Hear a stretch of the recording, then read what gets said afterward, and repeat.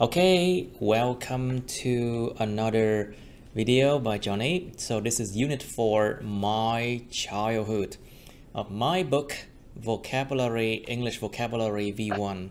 And this is 2 students from class IELTS 41. It's very unfortunate that a lot of them cannot attend today's classes. But anyway, we continue. Bài hôm nay chúng ta sẽ tiếp tục cái cuốn Vocabulary, cuốn English Vocabulary V1 do mình viết. Và đây là bài số 4, tên là My Childhood. Nói về tuổi thơ. So we talk about growing up and childhood friends. So let's do it. Unit 4, My Childhood. So we have the word childhood.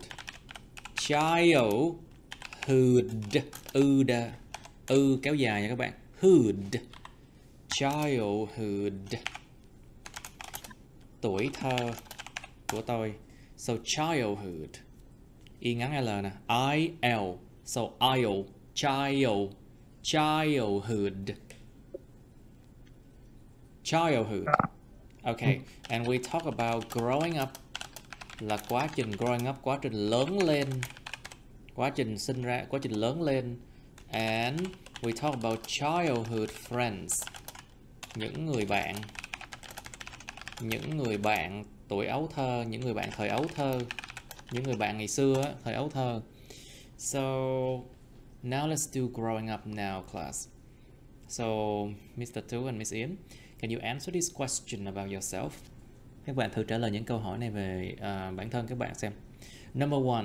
Do you remember the years when you were in the kindergarten? Kindergarten. So basically the word kinder means children in German. Tiếng Đức cái kinder có nghĩa là children. Trẻ nhỏ. Thì garden is basically garden in German. Đó, nó mượn tiếng Đức thôi. Kindergarten is a word that English borrows from German. Nó chỉ là từ mượn tiếng Đức thôi. Thì kindergarten, vườn trẻ. So kindergarten means, of course, you know what it is. Mẫu giáo, trường mẫu giáo, vườn trẻ.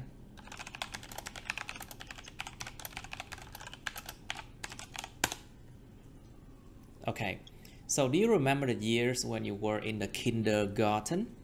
Các bạn có nhớ những cái năm mà cái hồi các bạn đã từng ở trong mẫu giáo hay không? Hay là vườn trẻ hay không? How was it? Những cái năm đó như thế nào?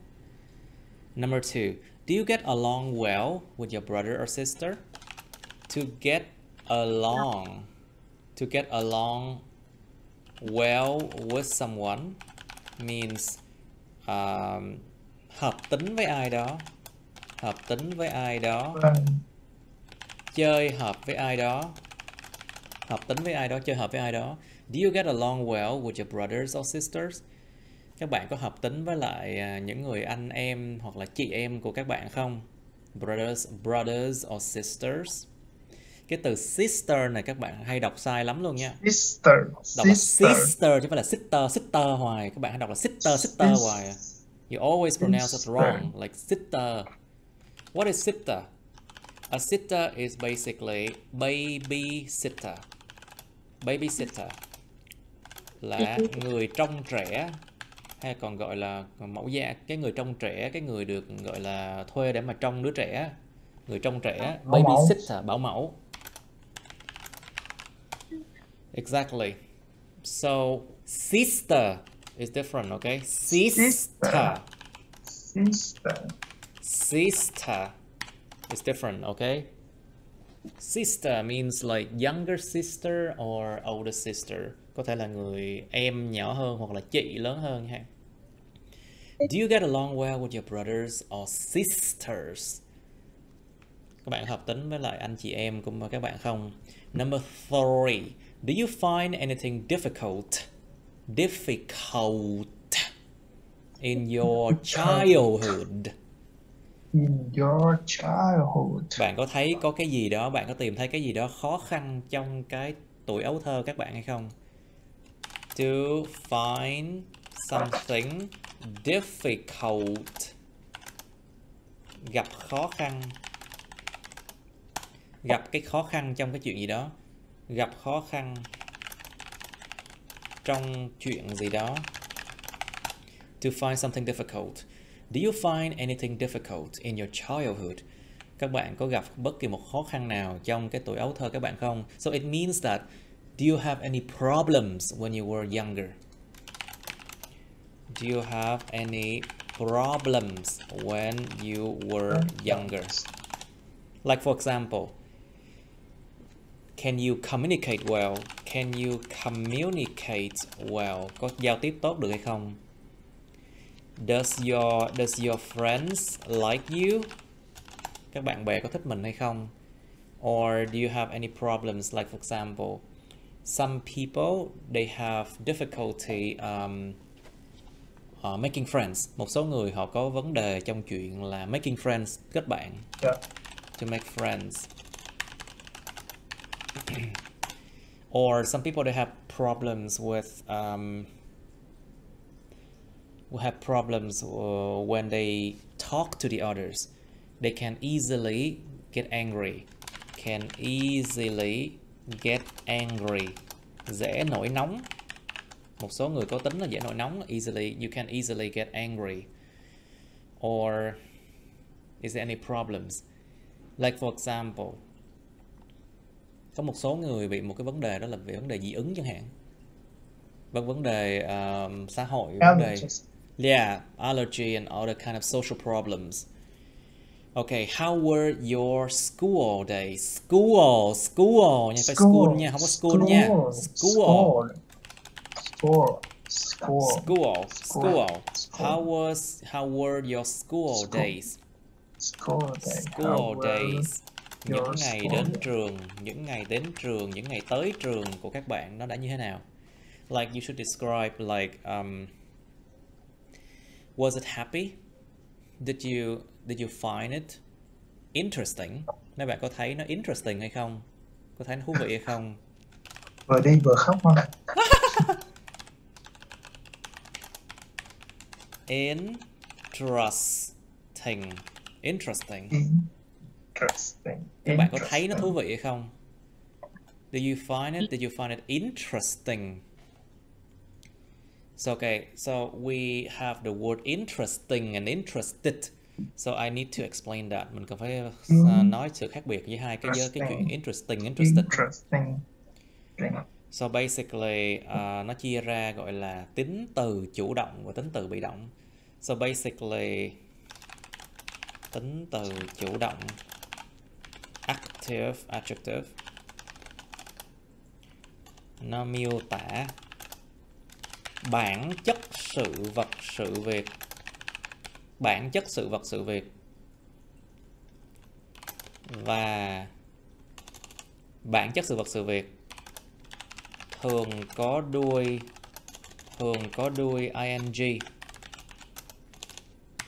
Còn tính từ bị động, so basically passive verb, miêu tả cảm giác hoặc trạng thái của sự vật sự việc. Nó thường có đuôi ed. Nó tính từ chủ động, tính từ bị động các bạn. Like for example, interesting and interested.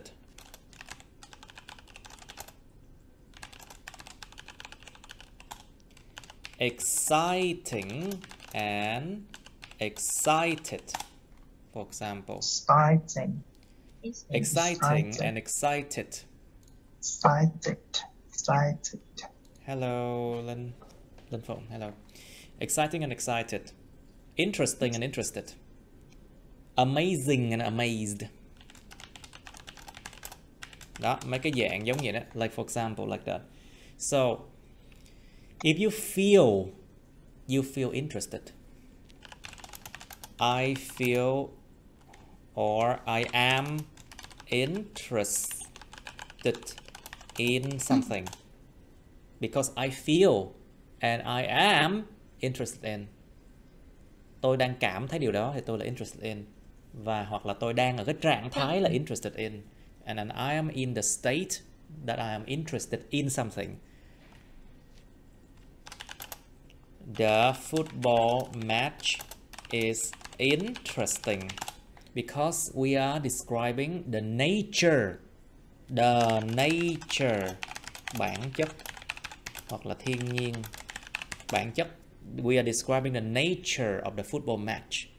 Chúng ta đang thể hiện, đang miêu tả cái bản chất của cái giải đấu, của cái cuộc đấu mà đá banh đó là nó thú vị. Bản chất của nó là interesting. Nhưng mà cái người coi cái giải đấu đó sẽ cảm thấy là interested. Đó, các bạn thấy không? Sự khác biệt giữa tính từ chủ động bị động. So basically, active verb, tính từ chủ động, active verbs sẽ gây ra cảm giác,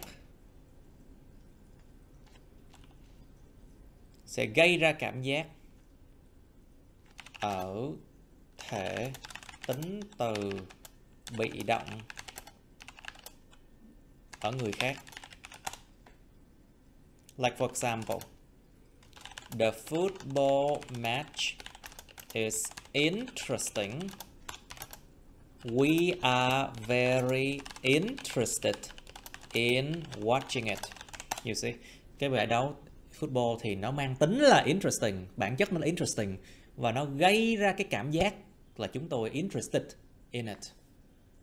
Đó, tính từ chủ động nó sẽ gây ra cái cảm giác là ở thể tính từ bị động ở người khác. Okay. So, how were your school days? Was it bad? You can say my school days were full of tears. Đầy nước mắt. Đầy nước mắt. Những ngày đến trường của tôi đã đầy nước mắt. Like for example, but that is very bad, you know, very bad. My school days was horrible. Horrible. Nó bằng chữ terrible. Tiêu nó rất là kinh khủng. Very terrible, horrible. You can say I get bullied. I get bullied. I get bullied all the time. Tôi bị bắt nạt suốt thôi. I get bullied all the time, for example. Or you can say that my school days were quite fun.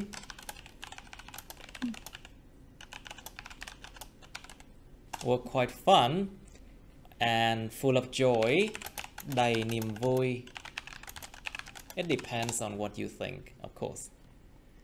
Okay, now let's try it. Now, Mr. Tu, please, do you remember the years when you were in the kindergarten? So it means you were 3, 4, or 5 years old. Do you remember it? How was it? Yes, definitely. I remember being very happy. I have a lot of great memory. Be careful. I had a lot of. Okay, let's just do it slowly. Làm chậm thôi. I have. I have. No, quá khứ, past tense. I had. Yeah, I had a lot of great memories of my childhood. I enjoyed playing hide and seek with my friend. Hide and seek. Y kéo dài. Hide and seek. Hide and seek. Hide and my friends. Seek. Yeah. Okay, very good, very good. Một câu trả lời rất tốt luôn á. How about you, Miss Ian? Do you remember the years when you were in the kindergarten? How was it? It's funny that I was down studies in the kindergarten. Kindergarten. I was sorry. Can you say that again? Nói lại đi Yến ơi. Nó không có rõ ràng. It's not clear. Can you repeat? I was not in the kindergarten. So the first time you came to school was when you were 6 years old? Yes, in the primary. I see. So your parents did not take you to the kindergarten? Because when the first day I come to the kindergarten and I cry a lot. And I cried a lot on the first day I arrived at the kindergarten. I see. Well, me too. Me too. Yes, and my mom decided to... my mother. Let's use the word mother. Yes, my mother decided to teach me at home. Teach. Teach me Teach. Y kéo dài các bạn. To teach me. Teach me at Decided home. to teach me. Teach me. Teach me at home. What? Hug me. Hug me. It's not huge me, it's hug me. Ôm lấy tôi, ôm chầm lấy tôi. My mother hugged me and she decided to homeschool me. Có quyết định là dạy tôi ở nhà luôn. Homeschool me, I see. So, Miss Ian, please. So, do you find anything difficult in your childhood? I have one problem. Be careful. I had one problem with pronunciation. Pronunciation of Vietnamese, you mean? Yes, with L and N. L and N. Yes, exactly. That is a very common pronunciation problem. Một vấn đề phát âm rất là thông thường luôn á. Very common pronunciation issue, especially of people in the north, you know. Đặc biệt là những người ở phía Bắc là hay bị gặp vấn đề này lắm. Okay, so how about you, Mr. Tu? Do you get along well with your brothers or sisters?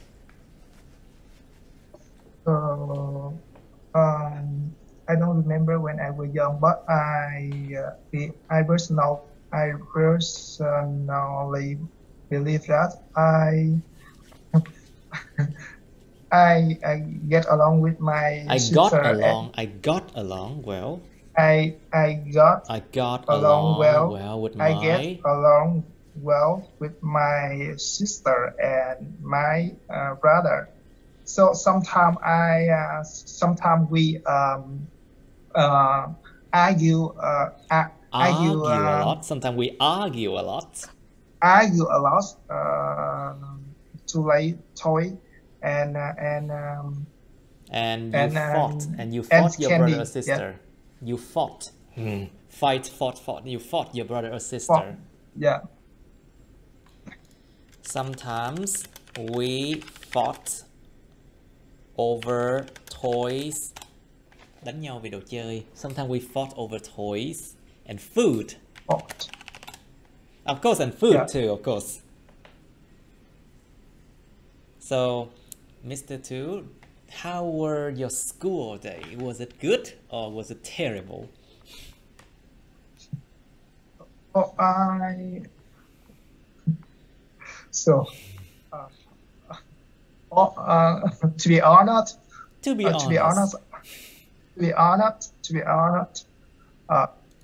it is very terrible. Oh, what was the problem? What were the problems? So, you did not get along well with your friends, no? You did not get along well with the teachers? No. The first time I remember my mother don't side by me, so I think. The first time your mother she don't didn't. Side, yeah. So basically, she wasn't next to you, so you cried a lot. Yes. But that was a long time ago. It was like, you know, kindergarten years. Long time ago, you know.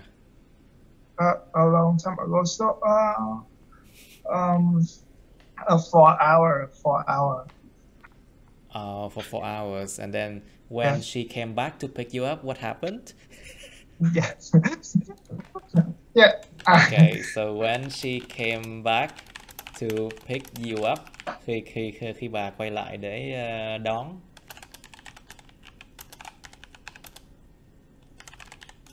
Pick me up. Okay. Pick So me when up. she Come. came back to pick you up, you were Yeah. crying a lot, no? Yes. Okay, it's fine. No, I mean, everyone's similar somehow, yeah. Similar. When I was 6 years old, I remember my father brought me to the dentist and I was crying and I was running around the hospital. Chạy khắp cái bệnh viện luôn á, lúc đi nha sĩ. I was running around the hospital and the doctors, the nurses, and all the patients saw that. It was fun. Okay, so Miss Ian, how were your school days? School. How were your school days? My school days School. My My school days were my school days. My school My days. school nào rồi, bắt đầu qua school nào rồi nè đó. Sai rồi đó, nó là school out.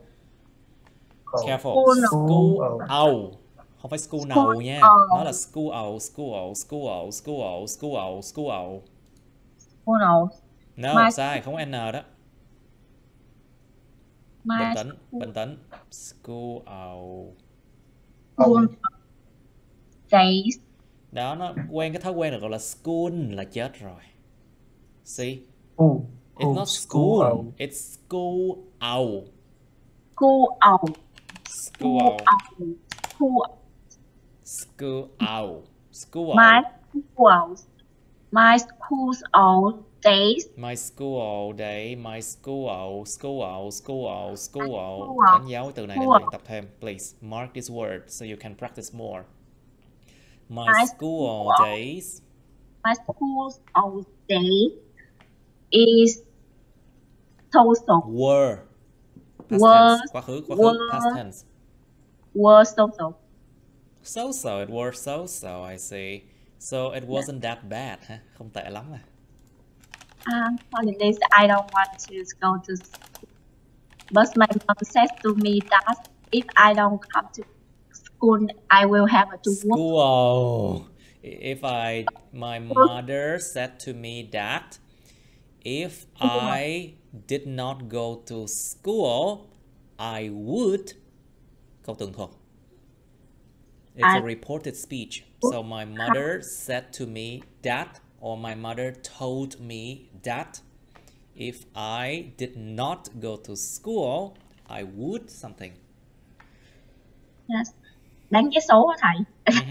My mother told me or said to me that if I did not go to school, I would have to sell lottery tickets on the streets.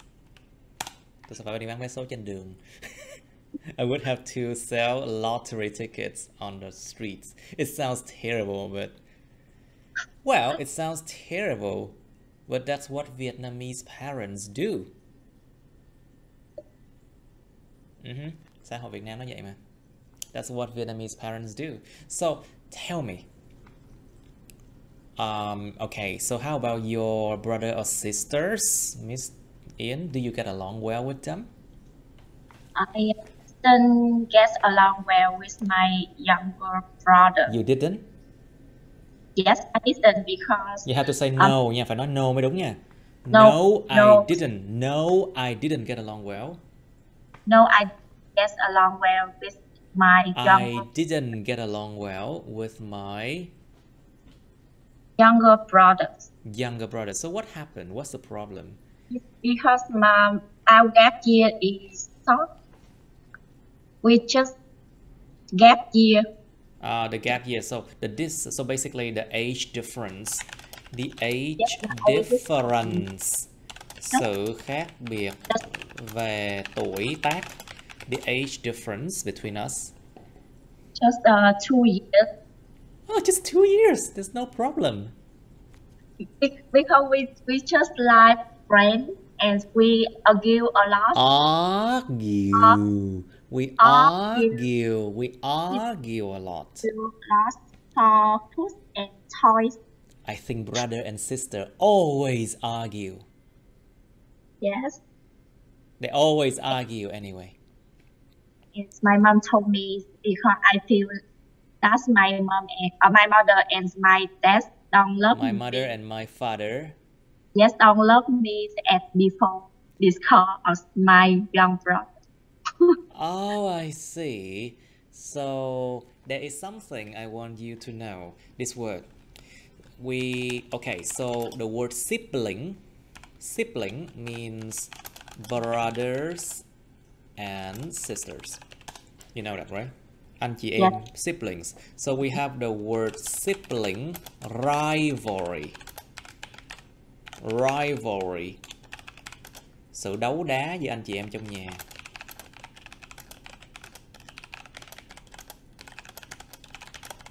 Sibling rivalry. So the word rivals means tình địch hay là địch thủ. Tình địch, địch thủ hay là người thứ ba trong tình yêu á, gọi là tình địch, địch thủ, người thứ ba, rival. So basically a rival is someone who is your opponent, đối thủ, in love, in business, in other things. So rivalry, sibling rivalry means there's a competition. Sự đấu tranh, sự cạnh tranh, hoặc là cuộc thi đấu. Có sự cạnh tranh. There's a competition between siblings. They can compete for toys, food, or other things. Chúng có thể đấu tranh, cạnh tranh nhau vì đồ ăn, quần áo, cơ hội đi chơi hay là đồ chơi gì đó. They can compete for toys, food, other things. So sibling rivalry.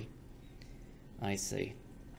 Okay, let's do audio. Okay, let's do 1.2 and 1.3 now. So growing up can be a pleasant.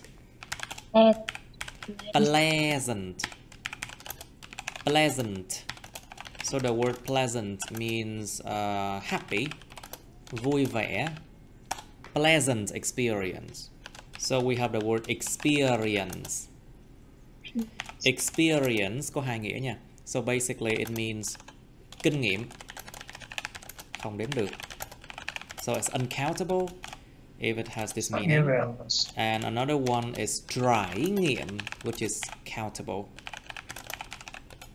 So experience, it can be countable or uncountable noun. So growing up can be a pleasant experience with the love of your family.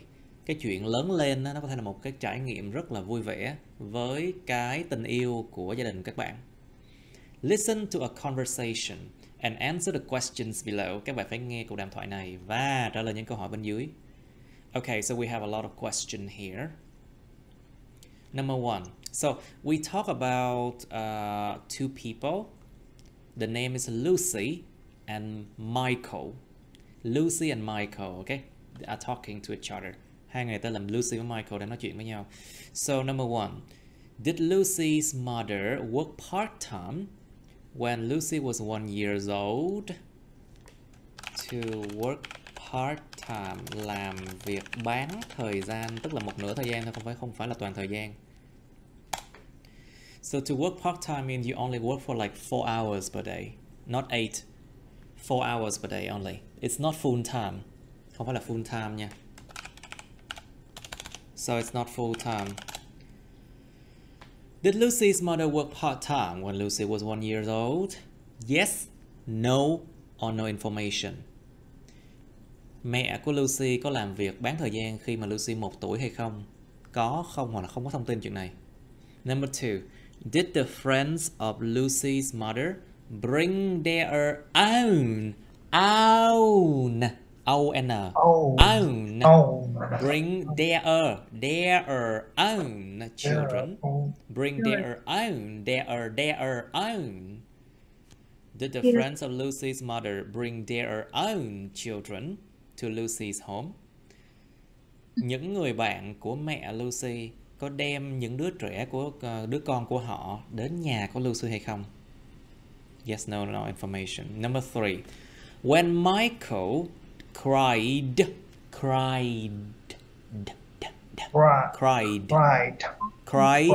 or demanded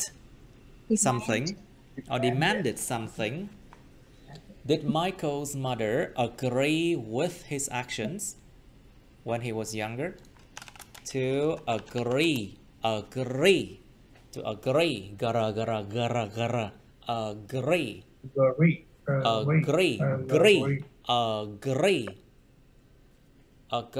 with something.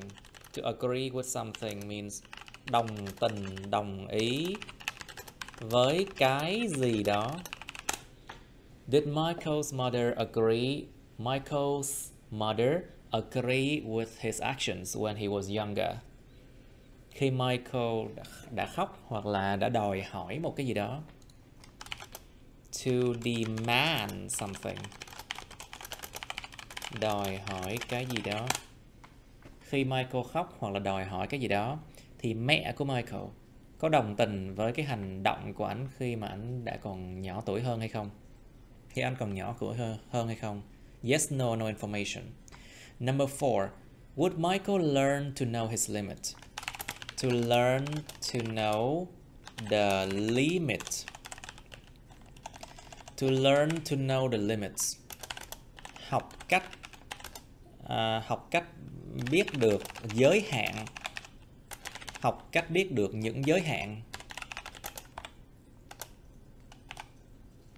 Tức là không được làm cái này, không được làm cái kia, vân vân. Đó là những giới hạn phải làm á. Like to know the limits means you are not allowed to do this, you're not allowed to do that, that is your limit. You are not allowed to do this, you are not allowed to do that.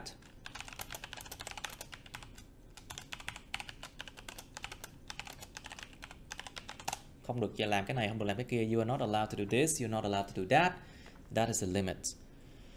So, would Michael learn to know his limits if his parents did not leave the room? Liệu là Michael có học để biết được những cái giới hạn của anh ta nếu mà cha mẹ ảnh đã không có rời cái căn phòng đó ra không? Không có rời bỏ cái phòng đó ra không?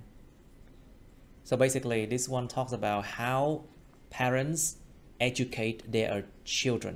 Cái bài này nói về cách mà giáo dục trẻ nhỏ nha các bạn, rất là hay nha. This one is actually very good to understand it.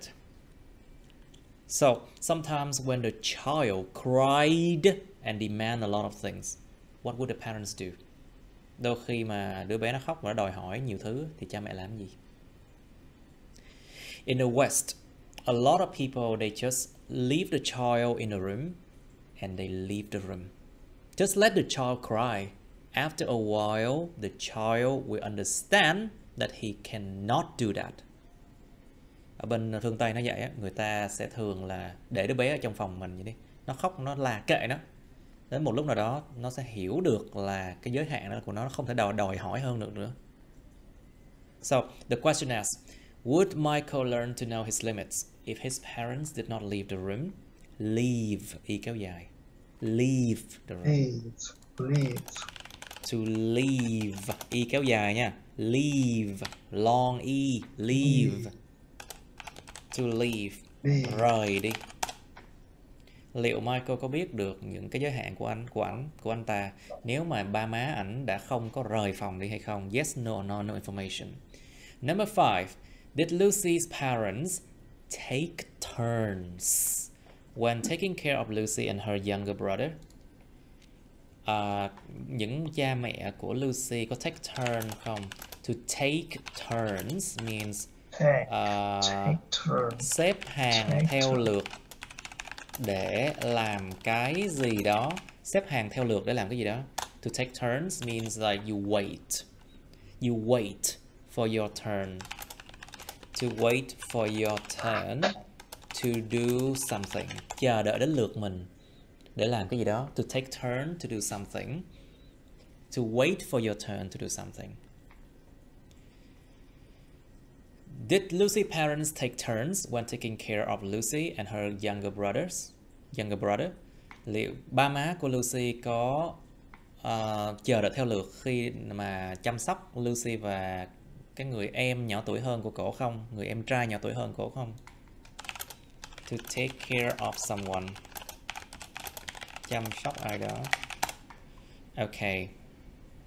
Có theo lượt không? Có chờ theo lượt không? Ok, number 6. Did Lucy's brother behave badly at home when he was young? To behave.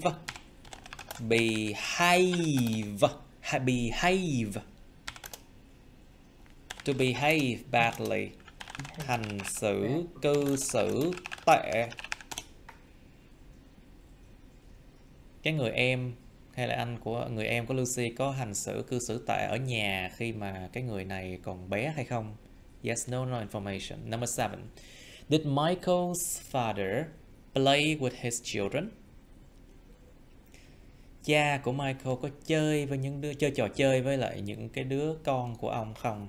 So you have to understand that.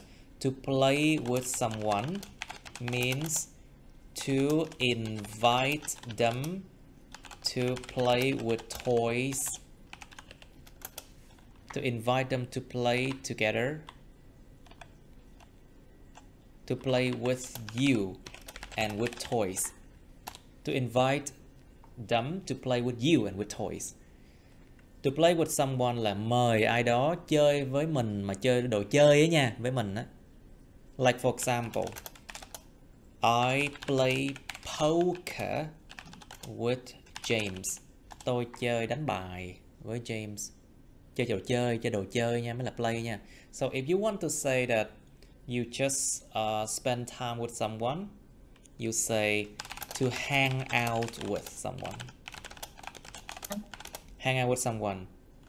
Đi chơi với ai đó. Quan hệ với ai đó. Chứ không phải là to play with nha. Cái này là một cái lỗi rất là hay gặp á.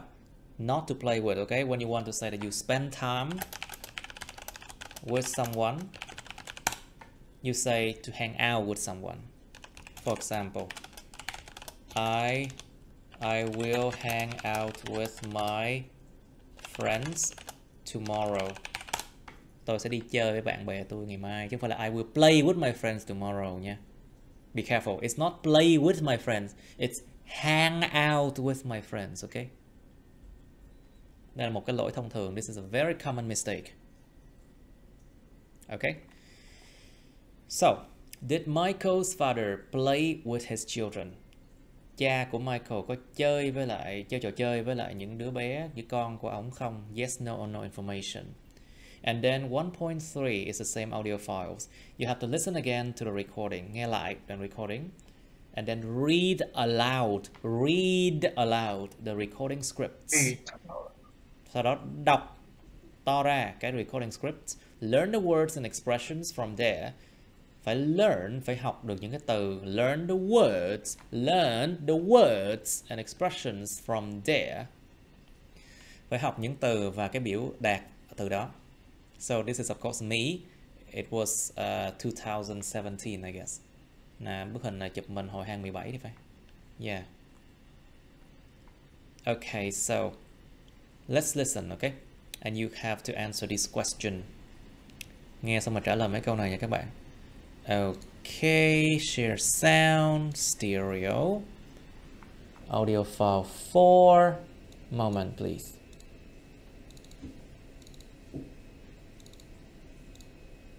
So tell me, Lucy. Moment, please. I need to put this one here, I guess.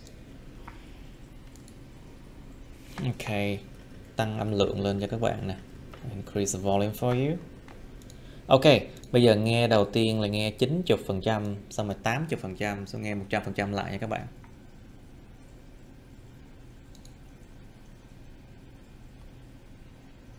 Let's start. So tell me, Lucy, do you remember what your childhood days were like? Well, my mom was busy taking care of me until I reached the age of 2. Then she had my sister, so she hired her friends to babysit me. I remembered my aunties coming over often and cooking me something. Then I went to nursery where I got to meet many other kids to play with, and it was really fun. How about yours, Michael? My parents raised me in a rather pleasant and loving environment, and I'm really grateful for that. I was a naughty child, but Mom would show a lenient attitude towards me. She didn't punish me at all. Whenever I cried or demanded something unreasonably, she just went out of the room so I could scream and jump as much as I wanted. But of course, she wouldn't give in to my demands. Father was a bit more strict though. He would scold me a bit and then left the room too. So I learned to know my limits.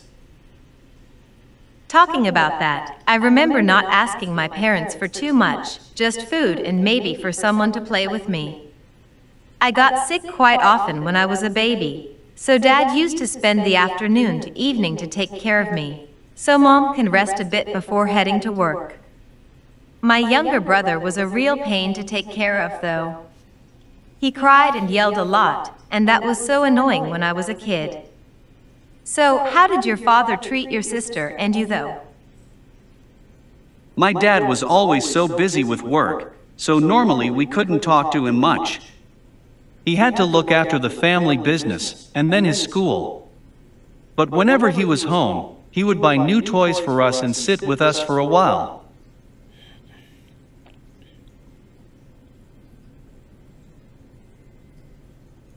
Okay, now let's try 80%, 80% nè.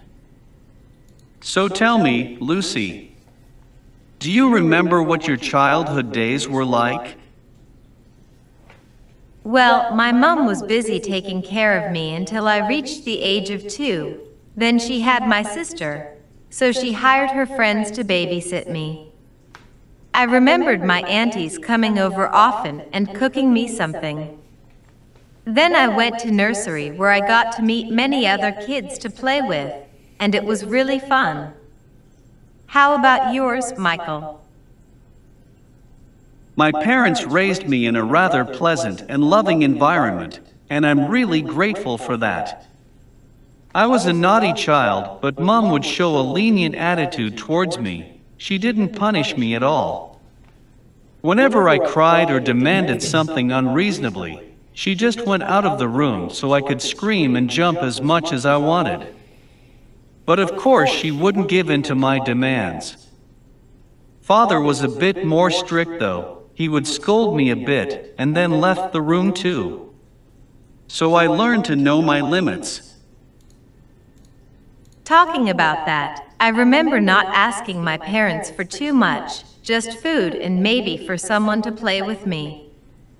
I got sick quite often when I was a baby, so Dad used to spend the afternoon to evening to take care of me, so Mom can rest a bit before heading to work. My younger brother was a real pain to take care of though. He cried and yelled a lot, and that was so annoying when I was a kid. So, how did your father treat your sister and you though?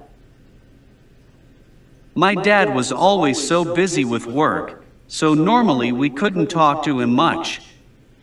He had to look after the family business and then his school. But whenever he was home, he would buy new toys for us and sit with us for a while. Okay, let's listen one last time, 100%, 100%. So tell me, Lucy, do you remember what your childhood days were like? Well, my mom was busy taking care of me until I reached the age of 2. Then she had my sister, so she hired her friends to babysit me. I remembered my aunties coming over often and cooking me something. Then I went to nursery where I got to meet many other kids to play with, and it was really fun. How about yours, Michael? My parents raised me in a rather pleasant and loving environment, and I'm really grateful for that. I was a naughty child, but Mom would show a lenient attitude towards me. She didn't punish me at all. Whenever I cried or demanded something unreasonably, she just went out of the room so I could scream and jump as much as I wanted. but of course she wouldn't give in to my demands. Father was a bit more strict though, he would scold me a bit and then left the room too. So I learned to know my limits. Talking about that, I remember not asking my parents for too much, just food and maybe for someone to play with me. I got sick quite often when I was a baby, so Dad used to spend the afternoon to evening to take care of me, so Mom can rest a bit before heading to work. My younger brother was a real pain to take care of though. He cried and yelled a lot, and that was so annoying when I was a kid. So, how did your father treat your sister and you though? My dad was always so busy with work, so normally we couldn't talk to him much. He had to look after the family business and then his school. But whenever he was home, he would buy new toys for us and sit with us for a while. Okay, now class. So, number 1. Did Lucy's mother work part-time when Lucy was 1 year old? Mẹ của Lucy có làm việc bán thời gian khi mà Lucy 1 tuổi không các bạn? Không có nói gì. Are you sure there's no information? Are you sure about that? Có chắc không các bạn? Yes. Alright, so it's no information. Very good. Very good, rất tốt. Now, so number 2. Did the friends of Lucy's mother bring their own children to Lucy's home? No. Bạn của má Lucy có đem con của họ đến nhà của Lucy không? The answer is yes, they did. Có nha. Okay, number 3. When Michael cried or demanded something, did Michael's mother agree with his action when he was younger? She didn't agree. Of course she didn't agree with his action when he was younger. So this one is a no. Number 3 is a no, of course. Number 4. Would Michael learn to know his limits if his parents did not leave the room? Yes, he learned how to know the limits. No, you misunderstand this. Các bạn hiểu sai câu này rồi. Liệu Michael có học cách biết được những cái giới hạn của anh ta nếu mà ba má anh đã không có rời phòng hay không? Thì đương nhiên câu này phải nói là nếu mà ba má không rời phòng thì đương nhiên Michael sẽ không học được cái limit của ảnh. Cho câu này phải trả lời là no mới đúng nha.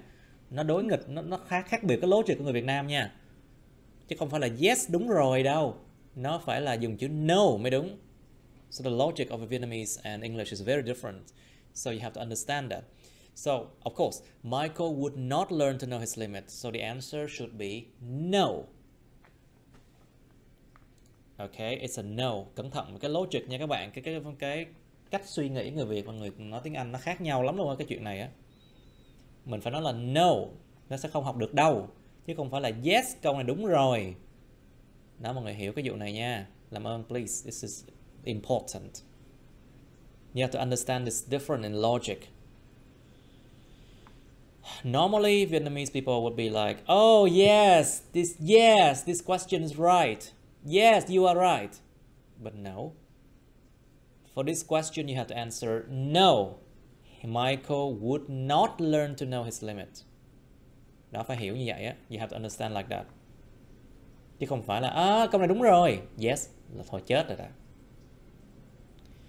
Câu số 5. Did Lucy's parents take turn when taking care of Lucy and her younger brother? Yes. Họ có theo lượt không? The answer is a yes. Yes, they did take turn. Yes tức là yes, họ có take turn. Họ có dành thời giống như theo lượt, đi theo lượt, giống như là lúc thì người này, lúc thì người kia. Number 6. Did Lucy's brother behave badly at home when he was young? Yes, he trails and Yes or no? yes. Tú? Any? Okay. The answer is yes, he did behave badly at home when he was young. Có đó. Nó có hành xử rất tệ đó. Khi mà ảnh còn bé đó. Number 7. Did Michael's father play with his children? No. Có chơi trò chơi với lại những đứa con của ổng không? No. Không, có mua đồ chơi thôi chứ không có chơi. Buy new toys. And Just buy new toys. He did not play with his children, isn't it? Nếu mà hỏi câu này, he did not play with his children. Yes or no? No, he did not. Yes, he did. Which one? No, he did not. Or yes, he did. no. No, he did not, right? It is not. So, this question, the answer is no information. Ủa sao có mua đồ chơi không có nghe chữ chơi này? Từ từ, Chỉ là các một bạn cái- lát hồi các bạn coi cái audio file, các bạn sẽ thấy hiểu tại sao nó là no information nha. You will understand why it's no information when you look at the audio file. Now, let's look at the audio file at the back of the book. Cuối sách nè, coi nè. Okay, Mr. Tu, can you read this one? Tôi có đọc đi. So, tell me, Lucy. Yeah.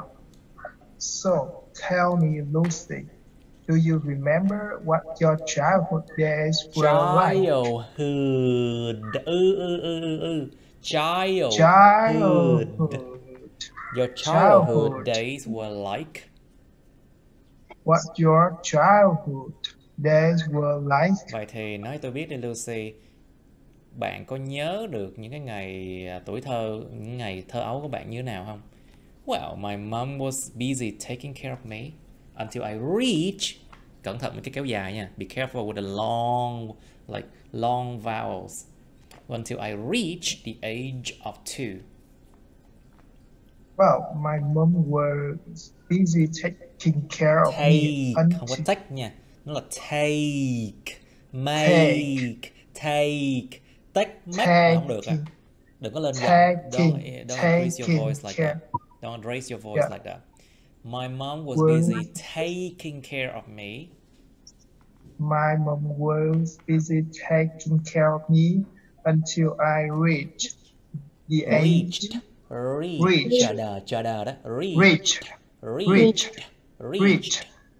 Until I reached the age of 2. The age of 2. Then she had my sister. So Sister. So she Sister. hired. Y ngắn R nè. so she hired. So she hired her friends. Friends. So she hired her friends. She hired her friends to babysit me. Friends. Hired her friends to babysit me. I remember my aunties coming over often. coming over often and cooking me something. Then I went to nursery when I got to meet many other kids. Then I went to nursery where I got to meet many other kids to play with and To play with. Yes, it's play with. with. To play With. with, and it was really fun. It was really fun. real. It was really fun. How about yours, Michael? Michael? Yours, Michael? Okay, well, mẹ tôi đã bận rộn chăm sóc tôi cho đến khi tôi đạt được lứa tuổi 2 tuổi. So basically, to reach the age of something. Đạt được độ tuổi bao nhiêu á? Đạt độ tuổi bao nhiêu đó? To reach the age of 2. Cho đến khi tôi đạt được lứa tuổi 2 tuổi. Then she had my sister. Thì lúc đó bà mới có em gái tôi, tức là lúc đó mới mang bầu em gái tôi á. She had my sister. So she hired her friends. So to hire someone to do something. Thuê mướn ai đó để làm cái gì đó. So she hired her friend to babysit me. Lúc đó bà mới thuê những người bạn của bà để mà babysit me. to babysit someone means làm bảo mẫu, chăm sóc cho ai đó. Nhưng mà nó có một cái nghĩa không hay lắm nếu mà là babysit một người mà lớn rồi. So basically there's a not so nice meaning when you talk about to babysit someone who is old already. Tức là kiểu mà người đó lớn rồi mà như con nít vậy đó, vẫn cần phải người chăm sóc. It's like babysit. So if you want to say babysit someone who's old enough, it means that the person is still like a child. It's a bad thing. Nó là một điều không tốt đâu nha. It's a bad thing that someone needs someone to babysit them.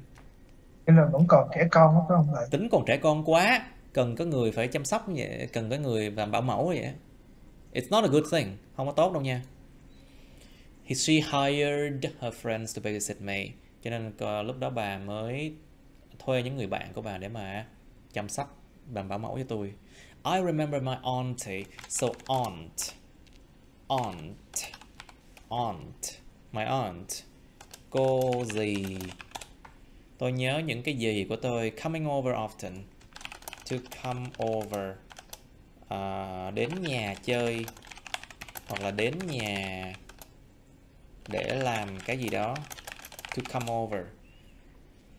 Tôi nhớ những gì tôi hoặc cô tôi hay đến thường, rất là thường, và nấu cho tôi cái gì đó. And cooking me something. Then I went to nursery. So nursery. So basically nursery is a place to take care of kids, just like kindergarten, you know. So before kindergarten you have a place called nursery. Nó gọi là trước lúc mà vào trường mẫu giáo, nó còn một cái trường gì đó trước đó nữa các bạn. What is that called? Moment, maybe I need to check. Maybe I need to check it out.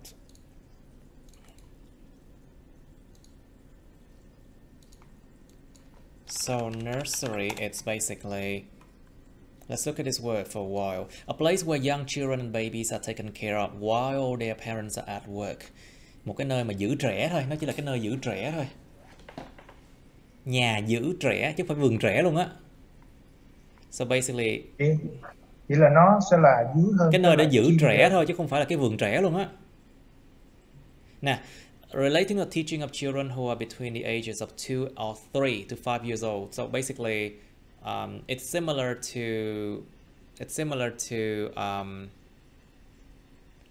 to kindergarten, yes, but it's not exactly as kindergarten. It's just a place to keep the child there. So people will babysit the child there. Nó chỉ là cái nơi để mà giống như là để nhận giữ trẻ thôi, chứ không phải là vườn trẻ luôn nha. Nơi nhận giữ trẻ. Cái babysit hồi nãy là động từ đó là to babysit, là động từ. Yeah. Còn nếu mà danh từ thì là người giữ trẻ. Babysitter là người giữ trẻ, đúng rồi. Yeah. So the noun is babysitter. The verb is to babysit someone. Yeah. Yeah. Okay, very good. Very good. Then I went to nursery. Tôi đến cái nơi nhận giữ trẻ. Where I got to meet someone. Tôi có thể gặp được ai đó. When I get to meet someone. I got to meet someone is past, quá khứ.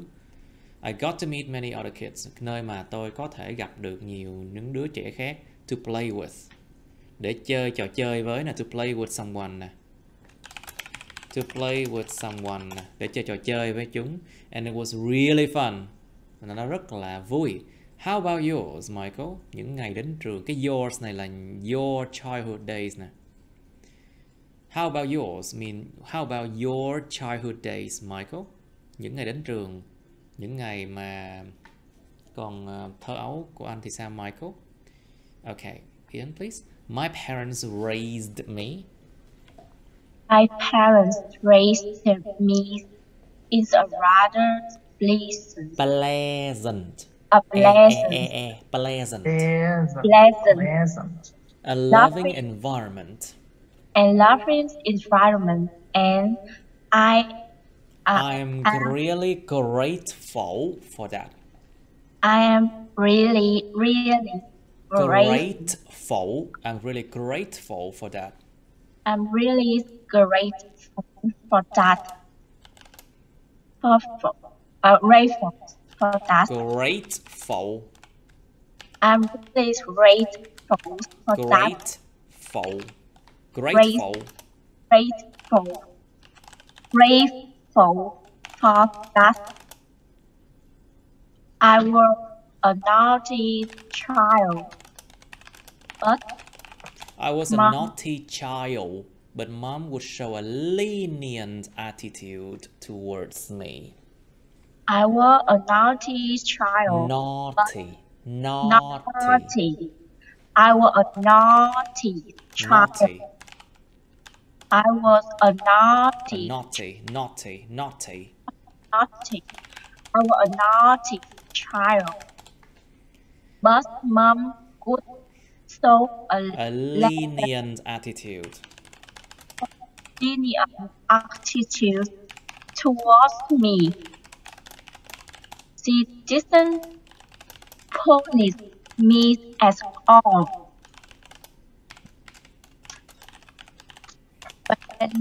Whenever I write or demanded something unreasonable, Grateful.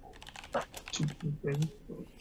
When I demanded something unreasonably, cái từ gốc nó là reason, thì mình vẫn nhấn vào cái chữ re trong trường hợp này.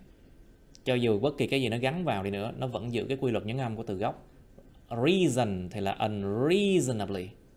So basically, you have to know what's the root word. The root, cái rễ, gốc rễ, the root word is reason. So the stress is on re.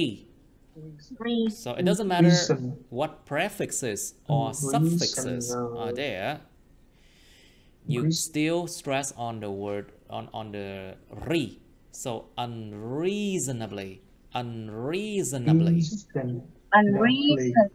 Okay, can you try again? Whenever I cried or demanded something unreasonably. Unreasonably. When She just went out of the room. she just went out of the room so I could Scream and jump. scream and jump as much as I wanted. I wanted. I wanted, But of course, she wouldn't give in to my demands. but of course she wouldn't. She nha, SH nha. Of course, she wouldn't give in to my demands. Of course, she wouldn't give in to my demands. Father was a bit more strict though. Father was a bit more strict, though he would scold. She could scold me a bit, and then Left the room too.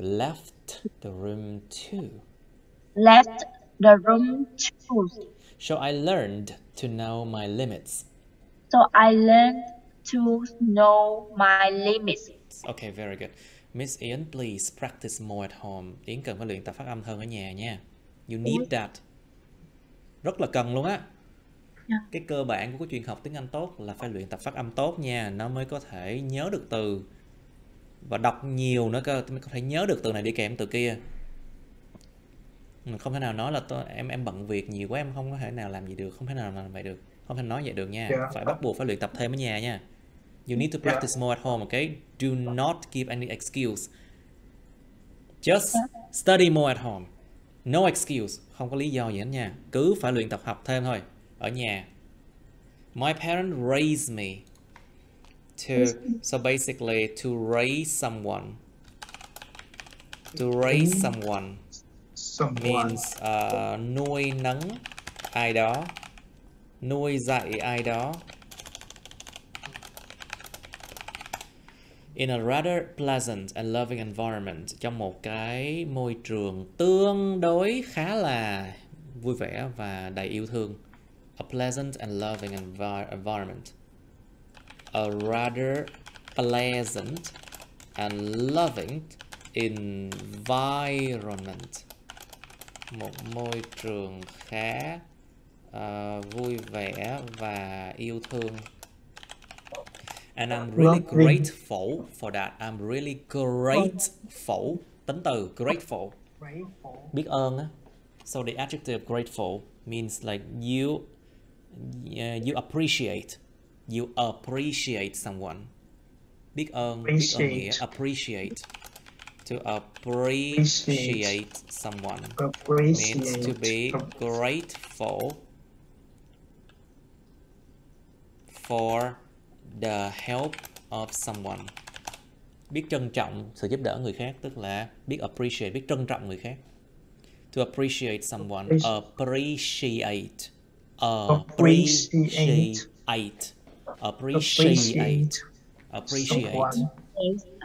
Okay, I'm really grateful for that. Tôi rất là biết ơn về điều đó. I was a naughty child. I was a naughty child. Tôi đã là một đứa bé rất là hư, rất là nghịch ngợm. But mom would show a lenient attitude towards me.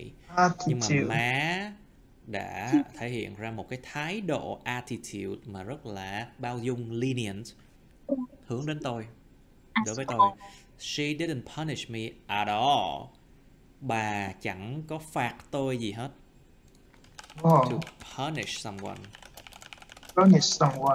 Phạt ai đó.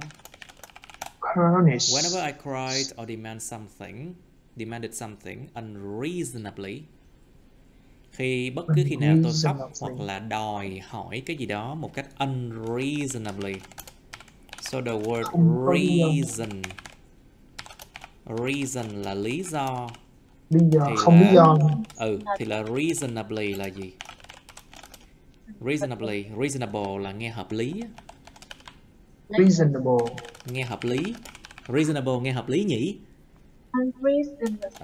Thì là unreasonably là một cách không hợp lý.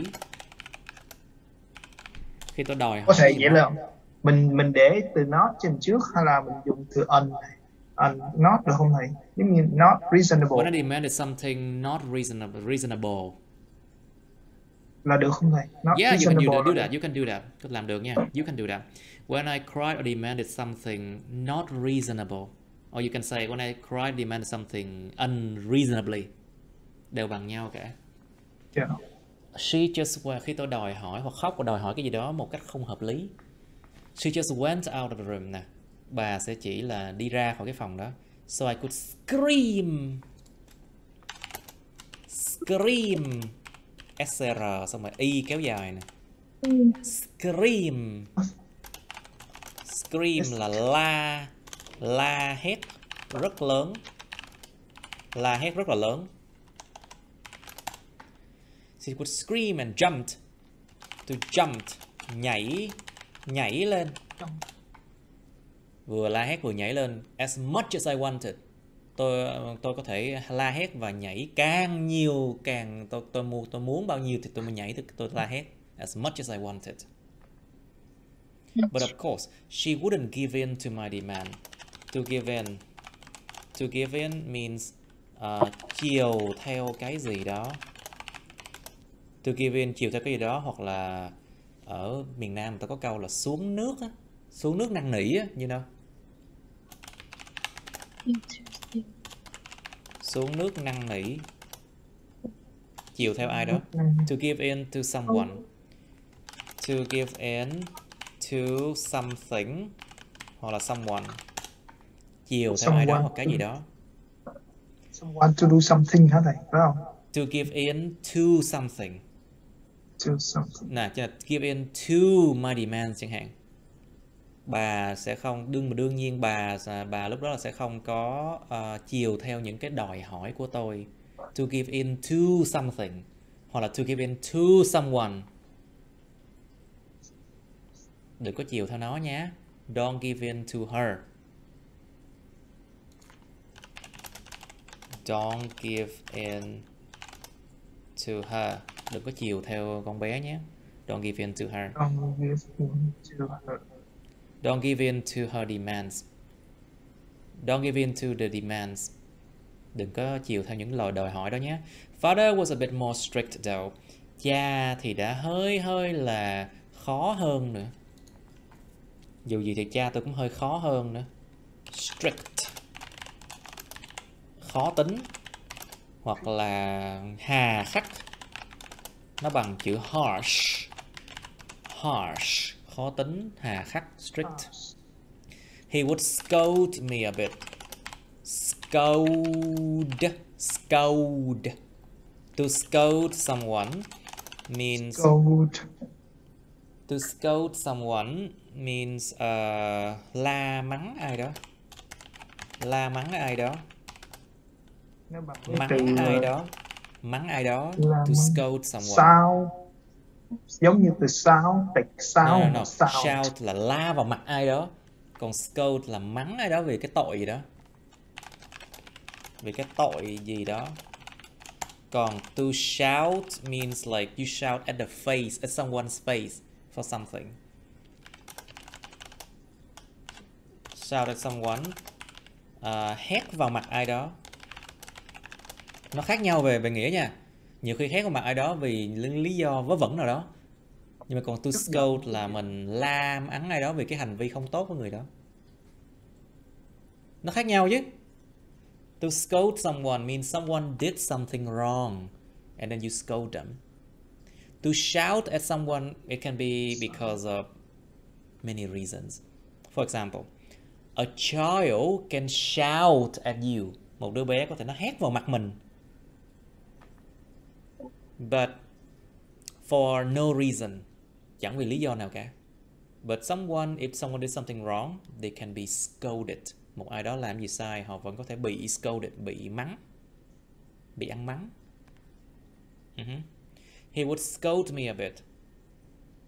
Ông lúc đó sẽ mắng tôi chút xíu và then left the room too, và cũng rời cái phòng đó luôn. So I learned to know my limits.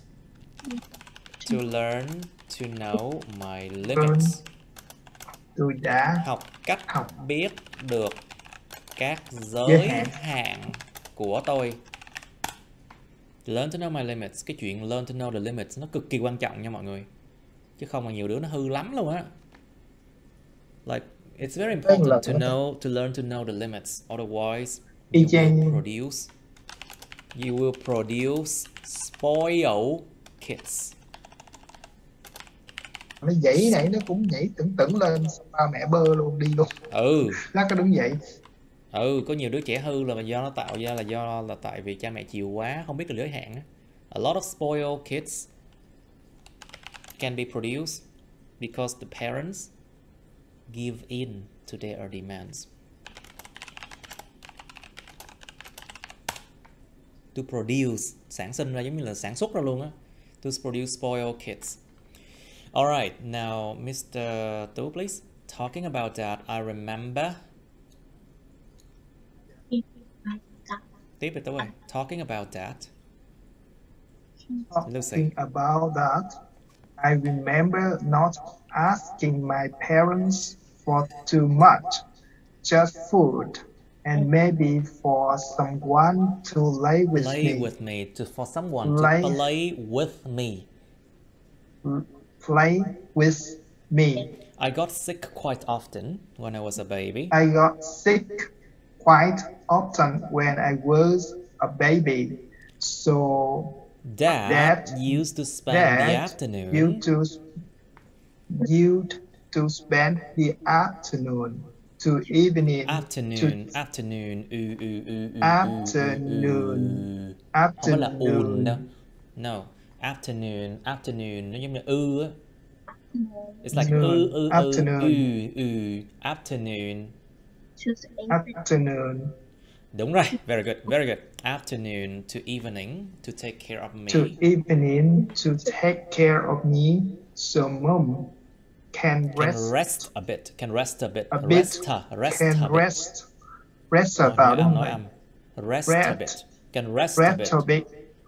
bit before heading to work.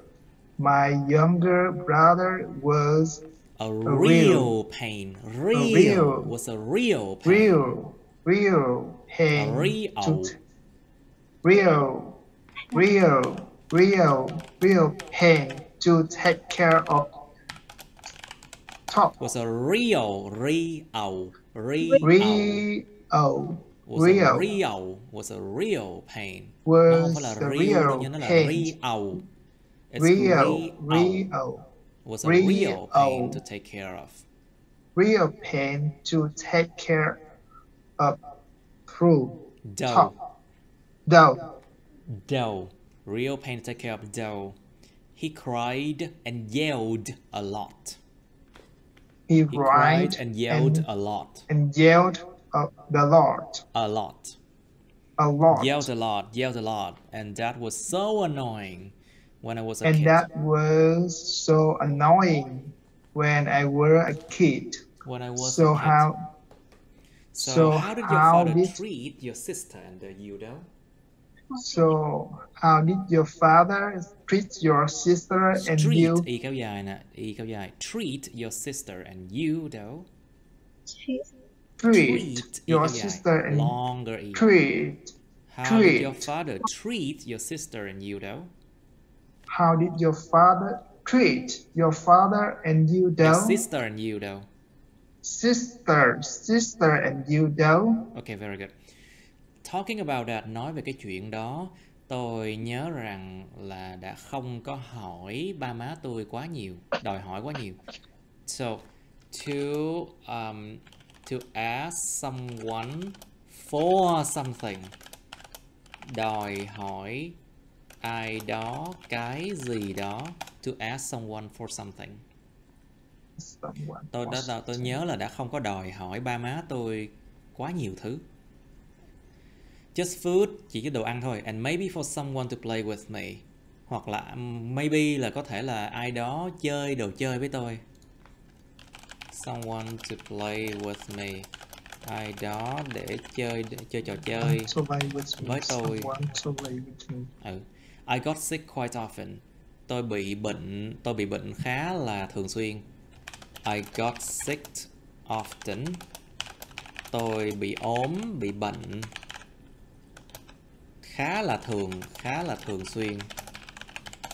When I was a baby, khi tôi còn là đứa bé. So, Dad used to spend the afternoon to evening to take care of me.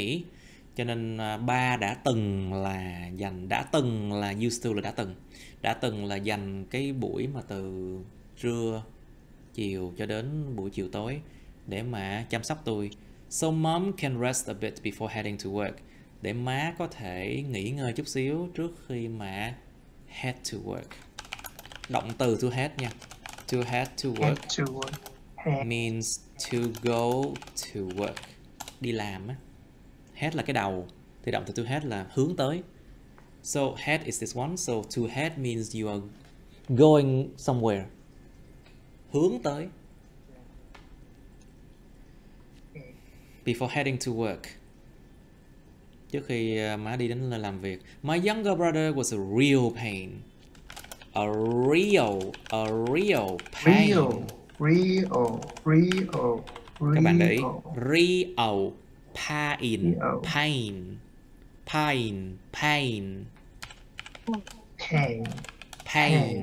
Nó là pain. Real pain. A real pain. Một cơn đau thực sự. Một cơn đau thực sự tức là làm sao? Là rất là mệt mỏi, khó dậy. Real pain. Một cơn đau thực sự tức là một cái sự mệt mỏi, rất là mệt mỏi, khó dậy, khó chịu. My younger brother was a real pain to take care of. A real pain to take care of. Rất là khó chăm sóc. Rất là mệt mỏi khi phải chăm sóc. Em nhỏ hơn của tôi đó là một cái sự mệt mỏi thực sự khi phải chăm sóc nó. He cried and yelled a lot. Nó khóc và nó cứ la lối om sòm rất là nhiều. And that was so annoying when I was a kid. Và điều đó rất là phiền hà khi tôi còn một đứa bé. Annoying, các bạn thấy không, tính từ chủ động nè. Annoying nó thể hiện bản chất sự việc là nó phiền. Phiền hà. So basically this is an active adjective. It describes the fact that he cried and yelled a lot. So that is annoying. And it makes Lucy felt annoyed. Cái điều mà cái đứa em của Lucy á, nó khóc và nó la rất nhiều là nó mang tính annoying, tính từ chủ động, và nó gây ra cái cảm giác annoy ed ở Lucy. Đó, các bạn thấy không, tính từ chủ động dẫn đến tính từ bị động đó. Mấy bạn hiểu cái vụ chủ động bị động không? You understand it? No? Dạ, hiểu rồi. Okay, good. Để các bạn phải hiểu được nó để mà đừng có xài sai. Ví dụ interesting, interested, annoying, annoyed. Em hiểu là không biết gì đúng không? Nghĩa là khi mà em người thì em sẽ dùng là không, hiểu gì là sai rồi. Mình phải hiểu theo cái kiểu mà bản chất sự vật sự việc và nó gây ra cái cảm giác hoặc là cái trạng thái ở cái người khác hoặc là một cái đối tượng khác. Chứ đừng có tưởng là lúc nào là người là cái ID nha. No, sai rồi, cái cách suy nghĩ đó là sai. Cái cách hiểu đó là sai nha, cho nên mấy bạn mới sử dụng sai, mới không sai hoài luôn á. Với lại trong hỏi chỗ này là chỗ will pay to take care of đó thầy. Thì cái người mà chăm sóc, dạ, là cái người chăm sóc cái baby đó là nó rất là mệt, cái người chăm sóc rất là mệt. Là cái nghĩa là cái cảm giác của cái người chăm sóc chứ không phải là của em bé, cảm giác đúng của không? người phải chăm sóc, yeah. So basically a real pain to take care of is the feeling of the caretaker. The caretaker. Cái người phải take care gọi là caretaker. So to take care becomes caretaker. It's a feeling of the caretaker. Nó là cảm giác của cái người chăm sóc. Okay. So, how did your father treat your sister and you though? To treat, y kéo dài. To treat someone. Đối xử với ai đó. How did your father treat your sister and you though? Vậy thì cha anh đã đối xử với anh và người chị hay chị em của anh như thế nào? Okay. Dòng cuối này Yến đọc Yến ơi. My dad was always so busy. My dad was always so busy. Không có on. Always so busy with work. Kéo dài. With work. So normally we couldn't talk to him. Much. He had to look after the family business. And then school. Whenever he was home, he could buy new toys for us and sit with us for a while. Why hay while? Y ngắn hay là while. Okay. Very good. Now, my dad was always phải là always nha. Always so busy with work. Always so busy with work. Ba tôi đã luôn quá bận rộn với công việc. So normally we couldn't talk to him much. Cho nên bình thường thì chúng tôi đã không thể nào nói chuyện với ông quá nhiều được. He had to look after the family business. Ông đã phải look after. To look after something hoặc là someone means để ý, chăm sóc, lo toan cho ai đó hoặc cái gì đó là to look after đó. To look after something, to look after someone, để ý, chăm sóc, lo toan cho ai đó hoặc cái gì đó. Cái nghĩa của nó hơi khác với lại to take care of something, you know. So the meaning is quite similar, but there's a difference. with to take care of someone. To look after someone means like sometimes you don't directly take care of someone. You may just, you know, indirectly. Có thể đôi khi là look after là chăm sóc, để ý thôi. Mình chỉ là gián tiếp mình để ý thôi, chứ không có trực tiếp mình cầm tay mà mình chăm sóc cái thứ đâu. Nhưng mà thực sự bản chất to look after someone something cũng giống như take care of someone something thôi. So similar. He had to look after the family business. The family business. Business by business đó nha. Business. Nó gọi là cái doanh nghiệp gia đình. Cái doanh nghiệp của gia đình. Tức là gia đình này mở một cái doanh nghiệp nào đó. So this family opened a business and he had to look after the family business and then his school. Ông đã phải chăm sóc, chăm lo cho cái doanh nghiệp của gia đình và cái trường của ông luôn. Trường của ông luôn. Tức là ông này ông có mở trường. So this person opened a school. But whenever he was home, nhưng mà bất cứ khi nào mà ông ở nhà, he would buy new toys for us. Ở lúc đó ông sẽ mua đồ chơi mới chúng tôi and sit with us for a while, và ngồi với chúng tôi một khoảng thời gian. Nhưng mà ông chỉ ngồi như vậy thôi, không có thông tin nào nói về chuyện ông có chơi hay không. Nhưng mà cũng chẳng có thông tin nào nói về chuyện ông không chơi với mấy đứa con, đúng không các bạn? Dạ đúng rồi. Cho nên là con này là not chỗ given. Câu này no information, information, sorry. No information. So they said that he sit with us for a while, but there was no information whether he does or does not play with his children. So that's why here it's no information. Now, nhưng mà let's go no to đúng không mày? 1.4. Nhưng mà no thì đúng không mày? Tại vì không có đúng, tại vì nó làm gì có cái câu, nó có cái thông tin này đâu. There's no information about it, so no is the wrong answer. Wrong answer. It's no information. Đó, mấy cái câu no information nó mới nguy hiểm nha. Nó test cái khả năng các bạn hiểu sâu đến cỡ nào cái ngữ cảnh. So no information basically it tests your ability to understand how deep the situation is. Understand deeply.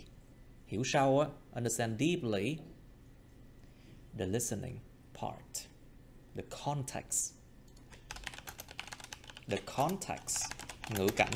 Hiểu ngữ cảnh sâu đến mức nào. Okay, now let's fill in the blank with the expressions above, below. Some can be used more than once. Các bạn điền vào những khoảng trống này đi với những cái biểu đạt bên dưới. Một số biểu đạt có thể được sử dụng hơn một lần nha. So we have took care of. Quá khứ này quá khứ hết. So these are all in, some of them are in past tense. Took care of, take care of, took care of. Reached the age of. Reach the age of. To play with and to hang out with. Đó các bạn thấy không? To play with, chơi trò chơi, chơi đồ chơi với ai đó. To hang out with, quan hệ với ai đó, hoặc đi chơi, dành thời gian với ai đó. Tương lai không có ed hết. Sorry? Chứ, Nó ở to mà thì nó có chỗ cần phải đi, có chỗ không? Yeah. Ok, to raise someone, nuôi nấng ai đó. Should be grateful, nên là trân trọng, nên trân trọng. Was quite lenient, đã khá là bao dung. Bao dung. Given, chiều theo. Give up, you know what give up is? To give up means bỏ cuộc. To give in, chiều theo cái gì đó hoặc ai đó. Okay, now, so it also a story about taking care of children. Nó cũng là một câu chuyện nhưng mà hai người khác. So there are two different people. Their name is Darren and Nancy. So you should try to fill in these gaps with these expressions. Some expression can be used more than once. Một số biểu đạt có thể sử dụng hơn một lần nha. Okay, you all have the PDF. Please fill it in. Cho các bạn 3 phút để làm cái này nha. Okay, you are done with this one now, and my cat is here. Okay. So, number one, do you think that it's difficult to take care of children? Anh có nghĩ rằng rất là khó để mà chăm sóc trẻ nhỏ không? Chăm sóc trẻ nhỏ có khó lắm không? I think it depends on each case. So basically, Darren say it depends on each case. Nó còn tùy vào từng trường hợp nữa cơ. It depends on, tùy thuộc vào cái gì đó, depends on each case. Depends on. It depends on, tại vì cái này nó có S nè. So there's an S here, that's why it depends on. It depends on each case. Depends on each case. Depends on each Số 1 là case. number one is when Reach. I reach the age. Reach. when I reached the age reach. of 2. So number one is when I reached the age of 2, my parents would come out to the balcony to smoke whenever I screamed and demanded food. Khi mà tôi lên lứa tuổi 2 tuổi, ba má tôi lúc đó sẽ là đi ra ngoài balcony là ban công á, để mà hút thuốc, to smoke. Whenever I screamed, bất khi nào tôi la hét và demanded food, và đòi hỏi đồ ăn. Of course, day number 2. Took care of me. Took care of me. Of course, they took care. Number 2 is took care of. Very good. They took care of me well. Đương nhiên, tất nhiên là họ took care of me well. Họ đã chăm sóc tôi rất là tốt. But I just had a tendency to overeat.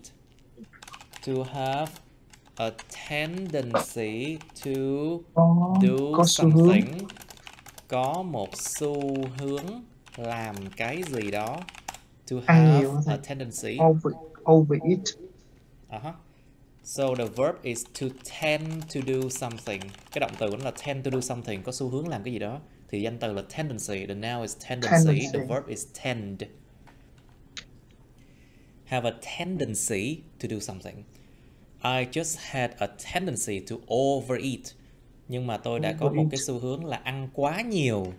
To overeat. To overeat. Over hay là over? Overeat. In English, O is pronounced like O. Chữ O tiếng Anh đọc là O mà. Overeat. To overeat. And so they decided not to giving cho. To give in. Very good. To give in. Very good. Và vì thế họ quyết định là không có chiều theo. They decided not to give in. But when I started to have my own children. Nhưng mà khi tôi bắt đầu có trẻ, có mấy đứa con của riêng tôi, my own children, it was a good experience and I really enjoyed it. Nó đã là một cái trải nghiệm tốt và tôi thật sự là enjoy, tức là tôi rất là hưởng thụ, rất là thích cái điều đó. Really Number 4, I really enjoyed it. I really enjoyed it. Tôi đã rất là thích điều đó. Number 4, I think some children. Number 4. I think some children should be grateful. Number 4. What is number 4? Should be grateful. Should be grateful.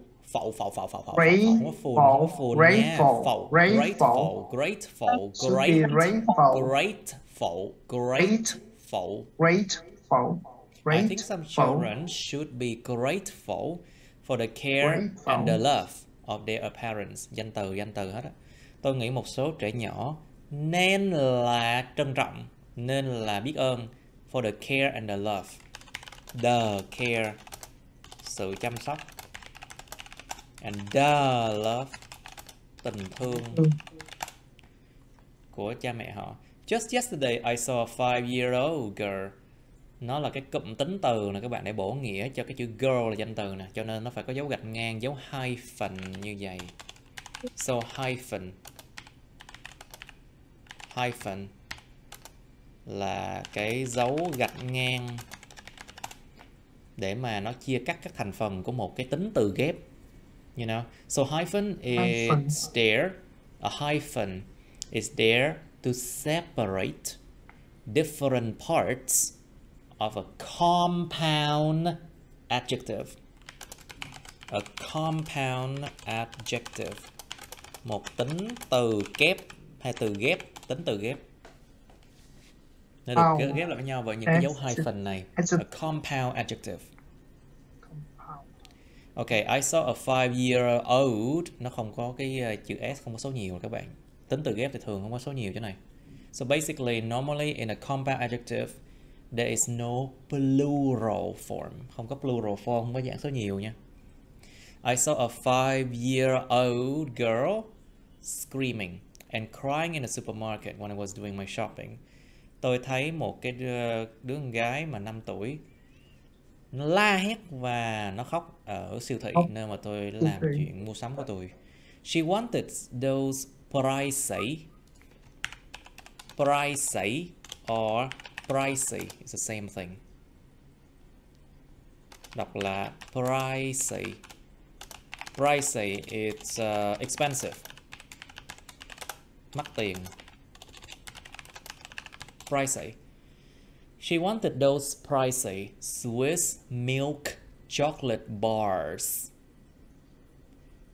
Con bé này muốn mấy cái chocolate bars, mấy cái thanh sô cô la sữa của Swiss là Thụy Sĩ mà rất là mắc tiền. And then receiving a no, và sau đó nó nhận được một cái chữ không. She threw a tantrum. To throw a tantrum là lăn ra ăn vạ và khóc lóc đòi hỏi. Lăn ra ăn vạ và khóc lóc đòi hỏi. To throw a tantrum. So she threw a tantrum. Tantrum là gì? Tantrum nó là những cái phạm vi cảm xúc rất là rộng lớn của một con người. So tantrum is basically crying, yelling, very unhappy, to normal, to very happy. It's like all the different feelings that a person can feel is tantrum. Tất cả mấy cái feeling, tất cả những cảm xúc con người ta có, nó gọi là cái tantrum, cái thang đo về cảm xúc á. To throw a tantrum means like to cry and to cry, to shout, to demand something, you know. Normally children do this. Bình thường là children nó mới làm chuyện này. She threw a tantrum. Con bé nó lăn ra ăn vạ. And everyone was looking at them. Và mọi người đều quay lại nhìn họ. I'm glad the mother did not. Number 5. What is number 5? Tôi rất mừng người mẹ đã không có gì các bạn. Number 5.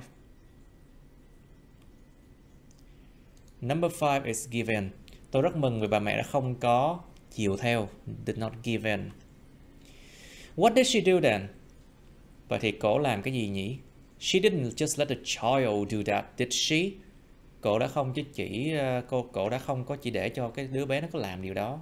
Tức là không chỉ để cho con bé nó khóc than, khóc lóc như vậy, đúng không nào? She didn't. Number 6.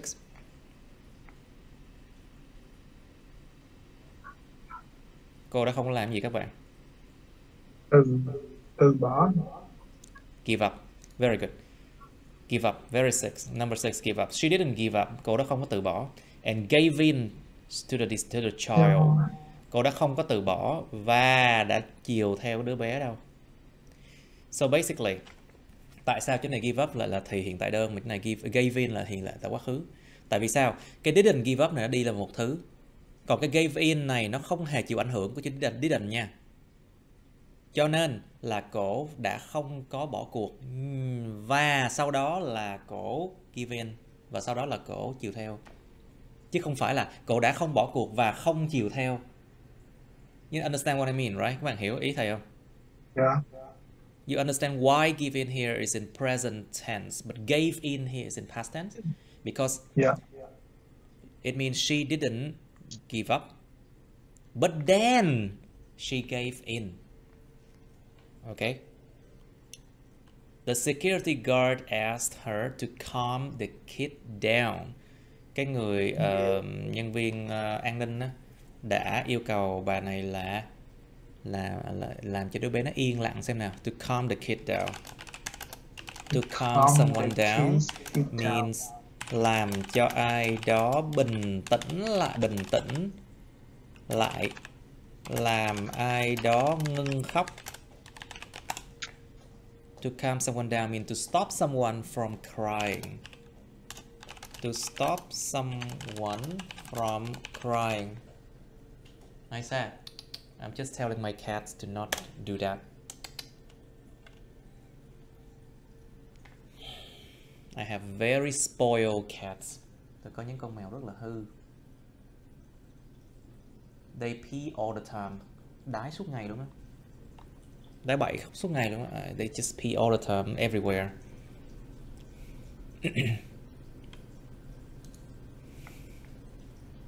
Okay, now so calm the kid down or leave the supermarket.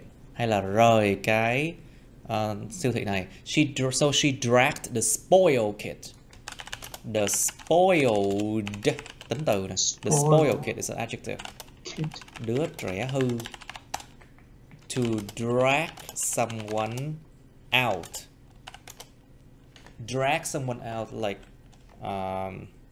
kéo lê ai đó đi ra ngoài, kéo lê ai đó ra ngoài. To drag someone out means you pull someone out of the room. Kéo lê cái đứa bé hư đó ra khỏi cái nơi đó cùng với cổ. She dragged the spoiled kid out of the place with her. Darren said, well, that would have ended better. Well, cái chuyện đó lẽ ra nó đã kết thúc tốt hơn. That would have ended better.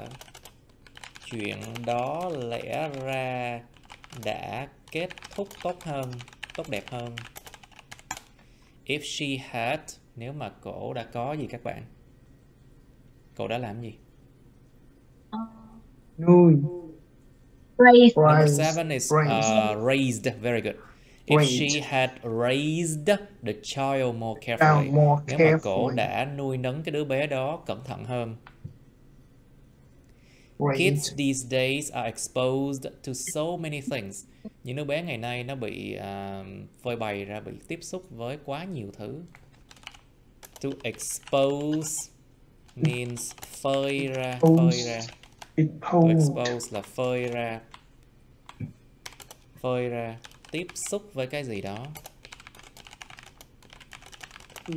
To be exposed. Exposed. Kids these days are exposed to so many things. Những đứa trẻ ngày nay bị phơi bày, bị phơi ra với quá nhiều thứ. So they always want the items that they get their hands on. Cho nên chúng luôn luôn muốn cái vật dụng mà chúng có thể đặt cái tay chúng lên. They always want the items that they get their hands on. To get their hands on. Đặt bàn tay của chúng lên tức là sao? Có thể sờ mó, có thể sờ được là lấy. Nó sờ được đồ gì là nó muốn lấy đồ đó trên siêu thị thôi. So they always want the item they get their hands on. So never bring kids to the supermarket. Đừng bao giờ đem trẻ con đến siêu thị là vậy. Or if they, number 8. If they hang out with, very good. Hang out with the wrong crowd.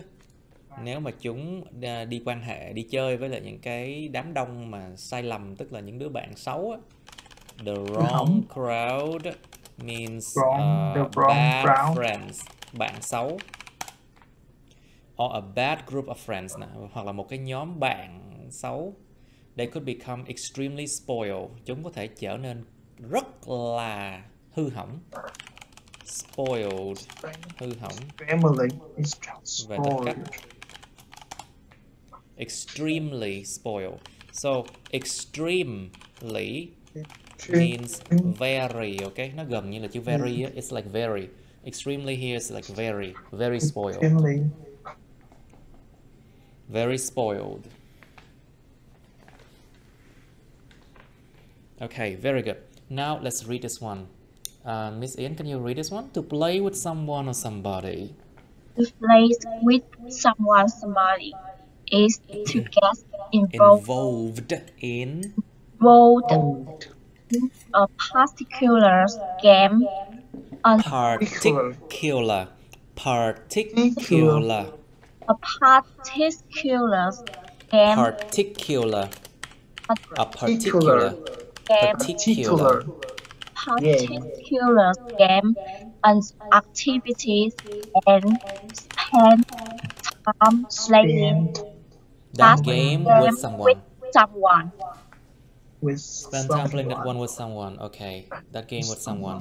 Chơi với ai đó hoặc là ai đó nè. Là get involved in, tham gia vào một cái game cụ thể nào đó, hoặc là tham gia vào một cái hoạt động cụ thể nào đó, hoặc là dành thời gian chơi cái game đó, cái trò chơi đó với người đó. Nhớ nha, to play with someone là chơi game, chơi trò chơi với người đó. For example, Ian, please, can you read it? Example, Peter is playing dolls, lại ôn rồi, thói quen ôn nữa rồi. Dolls is playing dolls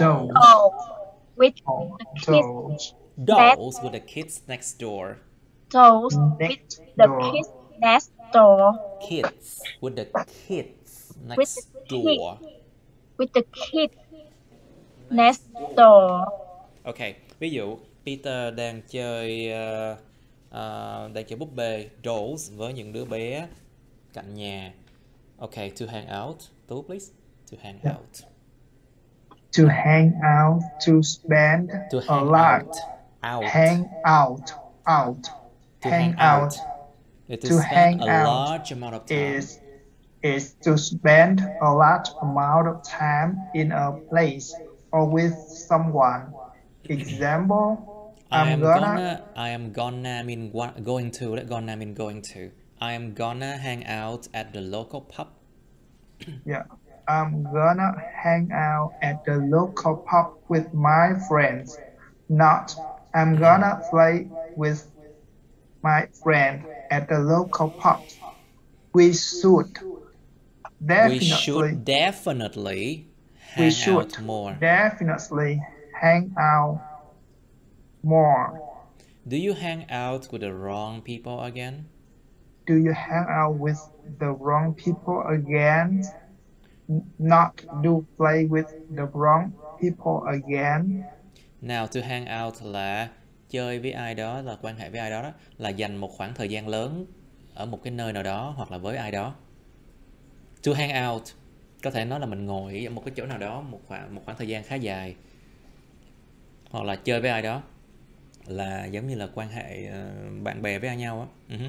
For example, I'm gonna hang out at a local pub with my friends. Tôi sẽ đi chơi, tôi đi ra ngoài chơi ở cái quán rượu địa phương cùng với bạn bè của tôi, chứ không phải là play with my friends nha, at a local pub nha. We should definitely hang out more.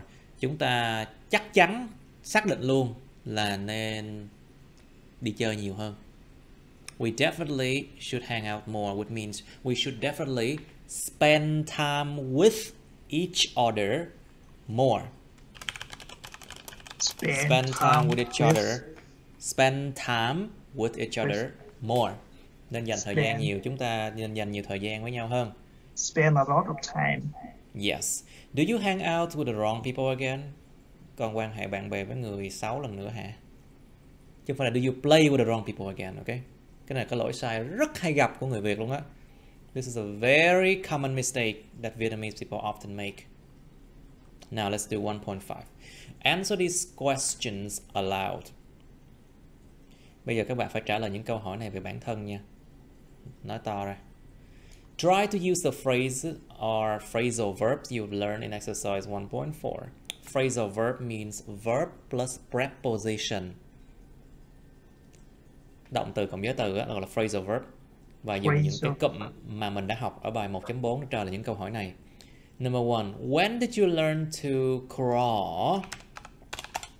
So, to crawl. Crawl. Kéo dài thôi. Crawl. Bò trường.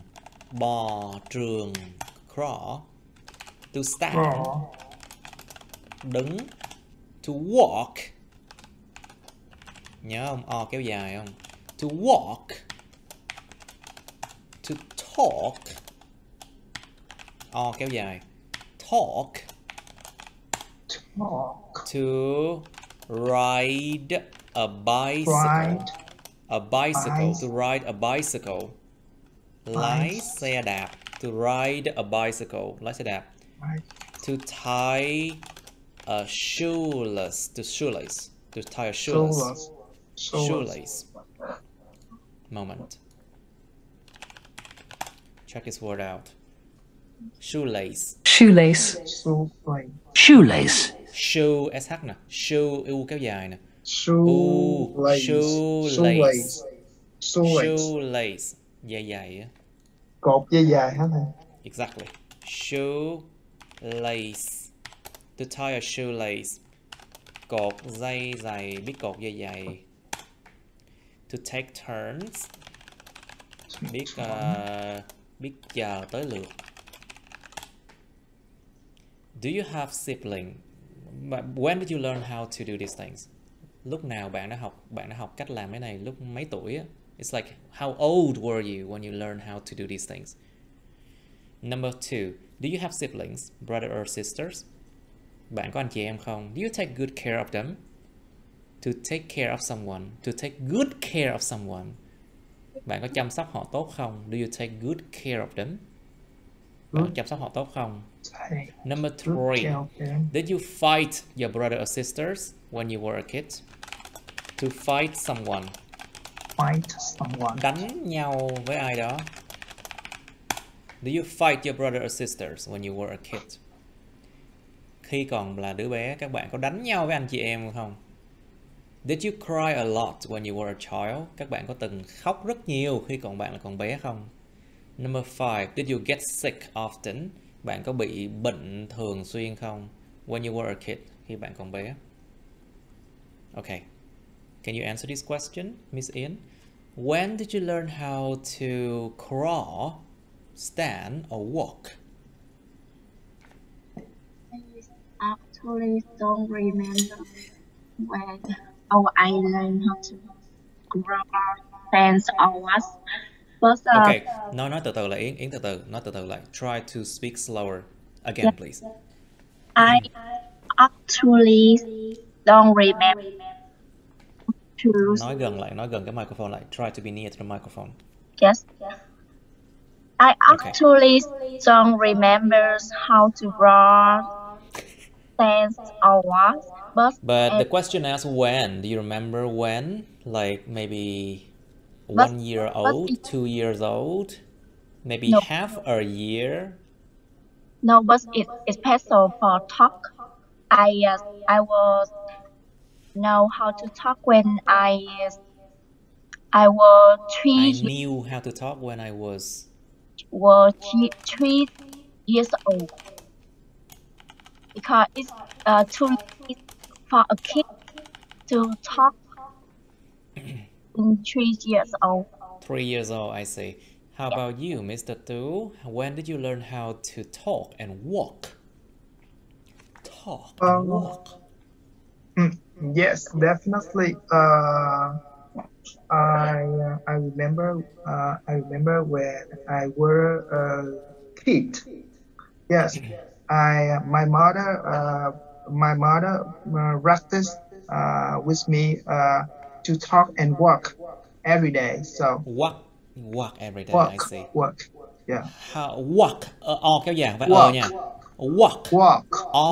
Not So walk. walk every day. Walk.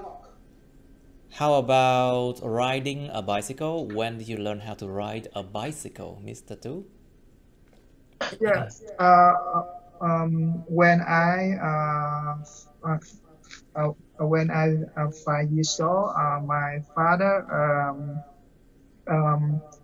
My father ride a bicycle together on the sidewalk near my house. On the sidewalk. Sidewalk On the near my house. sidewalk. Sidewalk. Near my house. On the sidewalk near my house. Yeah, sidewalk near my house. Okay.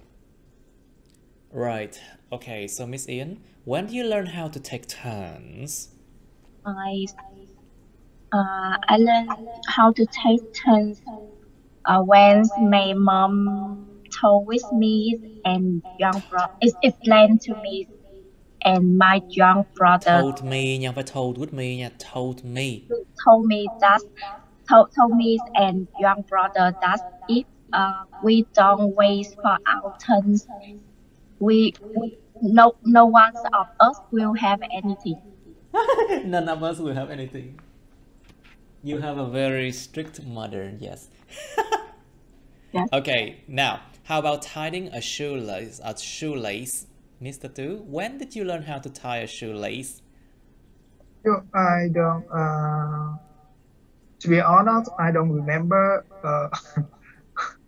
6 years old, maybe? Yeah, I don't remember. Maybe 6 years old, 10 years old, maybe.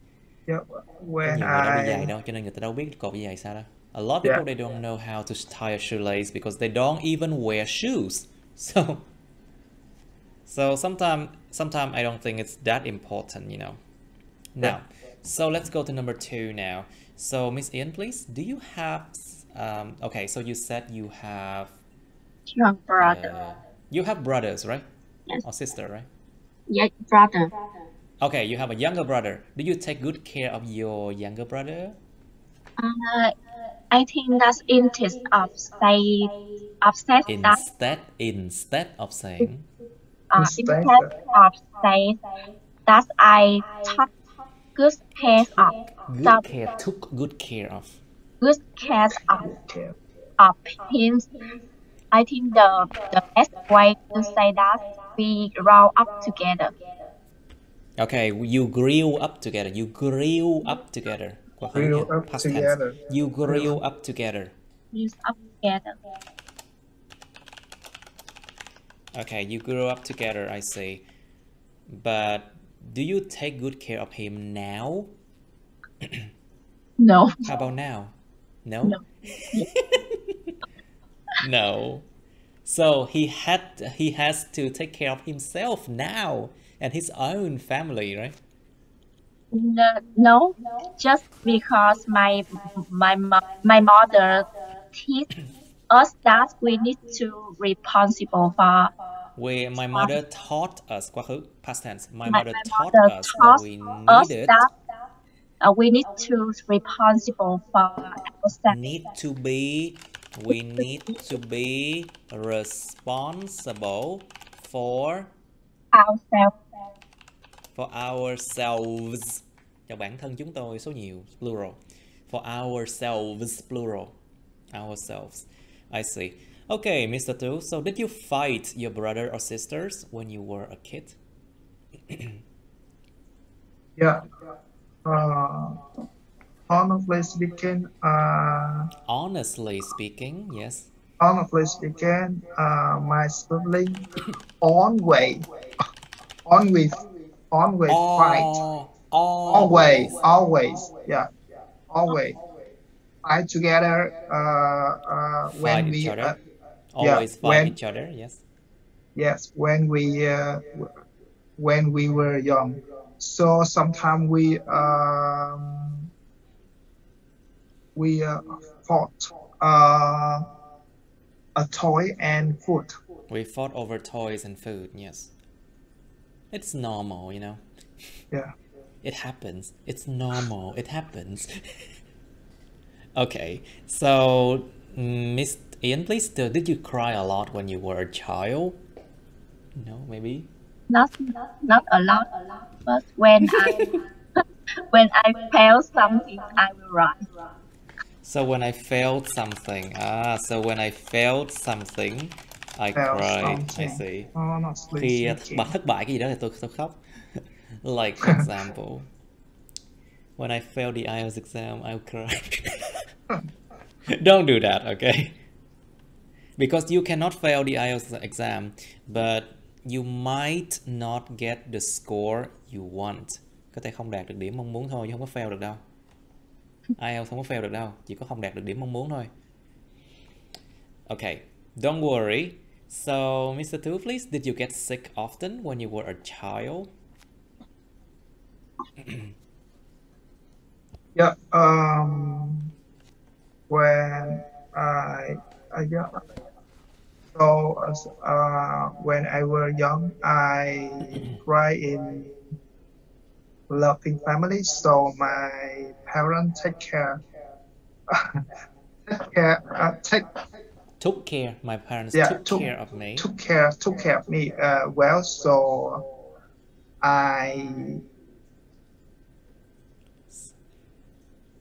But the question asked, do you get sick often? So it asked you whether you usually get sick, or you rarely get sick, or you only sometimes get sick. Yeah. Nó hỏi về cái tần suất đó, nó hỏi về cái tần suất mà bị bệnh đó. Sometimes I got sick 2 or 3 years. Once every 2 or 3 years, mỗi lần, Yes. mỗi 2-3 năm bị bệnh lần. Yeah. Once every 2 or 3 years. Once Okay. every 2 or 3 years. How about you, đúng. Miss Ian? Do you get đúng rồi. sick often when you were a child? I rarely. You rarely got sick. You rarely got sick. Quá khứ, past tense. I rarely got sick when I was a kid. Right. I see. Okay, now let's move on to 1.6. We have reading practice now. Oh my god, we still have a lot. Okay, let's do reading practice now. Read this aloud and then answer the questions below. Chúng ta đọc cái này thật là cẩn thận, đọc lớn lên và sau đó trả lời những câu bên dưới. So, Mr. Wu, please. When it comes to raising, nó không phải là rise mà là raise. When it comes to raising children. When it comes to raising children, many people have different opinions on what the best method.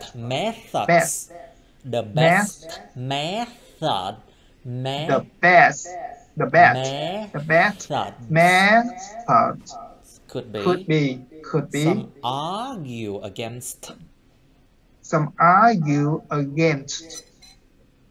the traditional way of teaching. Cái chữ này đọc sao? Traditional way of teaching obedience. Obedience. Obedience. Obedience. Obedience.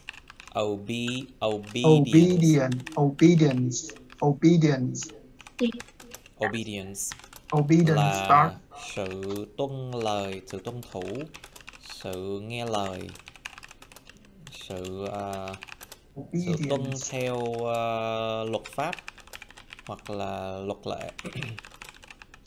Obedience. Obedience starts. So the verb is to obey.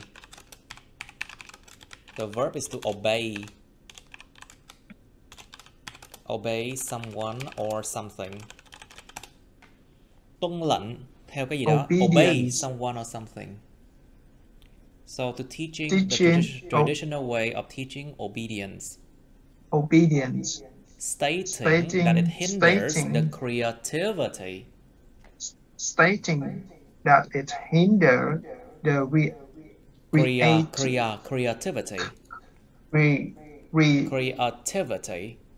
creativity of children, while others still strongly support that practice. Okay, that hinders the creativity of children, while others still strongly support that practice. Okay, đọc tiếp nè. Okay, Tú đọc tiếp. Group 1. According to a recent surveys Survey, about âm đầu. Recent survey about children raising methods. about children raising methods. 40% of Respondents chose to give their kids more independence as long as it didn't cause any harm. It didn't cause any harm. Those people reported Less stress and their children's academic performances. Less stress at their children's academic performances showed a notable 30%. A notable 30% higher. 30% higher in science and literature. Higher in science and literature score. Literature.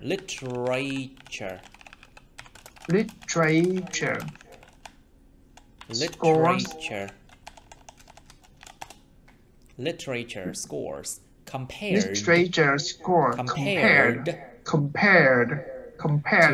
to the other groups. Okay, very good. Khi mà nó đến cái chuyện raising children, when it comes to something. So when it comes to, cái này là 1.6 phải không ta? Yeah. Okay, this is 1.6 already. I forgot to write here. Okay, when it comes to something. Khi mà nhắc tới cái gì đó, cái chuyện raising children. Raising children là việc nuôi nấng trẻ nhỏ. Nhiều người có nhiều cái nhận định khác nhau về cái chuyện là cái phương pháp tốt nhất nó sẽ là cái gì? What the best methods could be. Một số người tranh luận chống lại cái phương pháp truyền thống của chuyện teaching obedience. Obey là tuân thủ thì obedience là sự tuân thủ. Một số người họ tranh luận chống lại cái cách truyền thống của chuyện dạy cái sự tuân thủ. Họ nêu ra một điều rằng nó hinders, nó cản trở sự phát triển, cản trở cái creativity. To create. Động từ to create. Động từ to create. Tạo ra cái gì đó thì là danh từ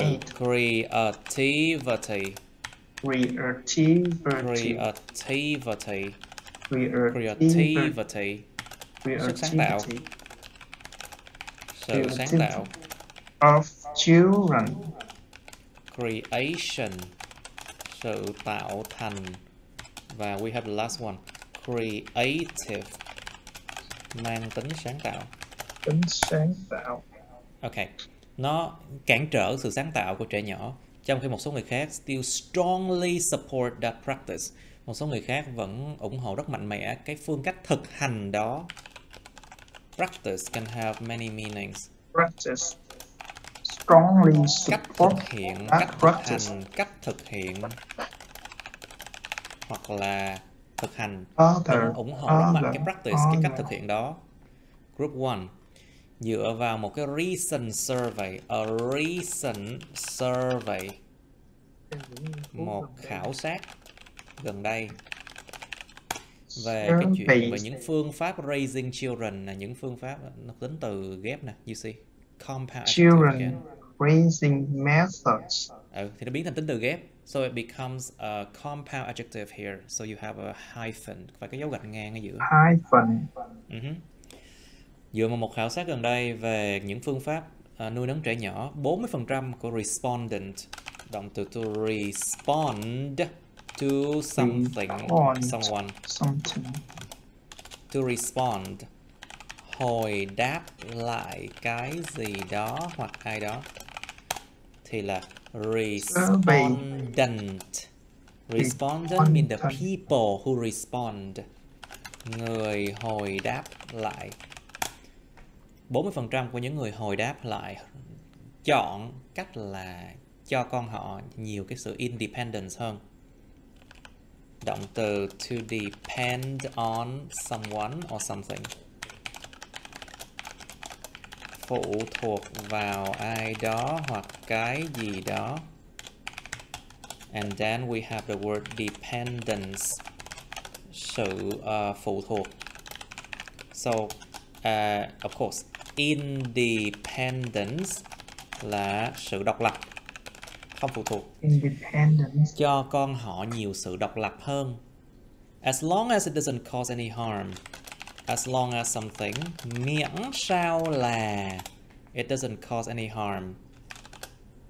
Miễn sao là đã không gây ra bất kỳ sự nguy hại nào.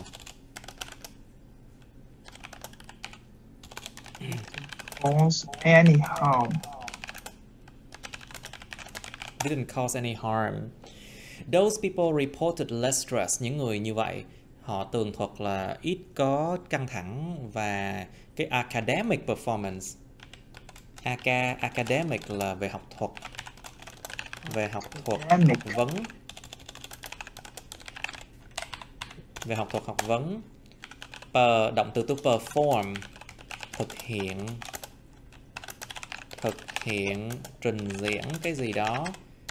Thì danh từ performance nó là sự trình diễn hoặc là thành tích nha các bạn. Trong trường hợp này, academic performances là thành tích học hành. Những người như vậy đã tường thuật là ít sự căng thẳng hơn và cái thành tích học tập của con họ nó show ra được một cái sự cao hơn 30%, đáng kể luôn á. Notable. Note means đáng chú ý, đáng ghi chép lại. Tại vì động từ to note là ghi lại. Cái note là cái ghi chép thì là to note là ghi lại. To note means to write it again. Notable means like it's something that is significant. Đáng kể đó.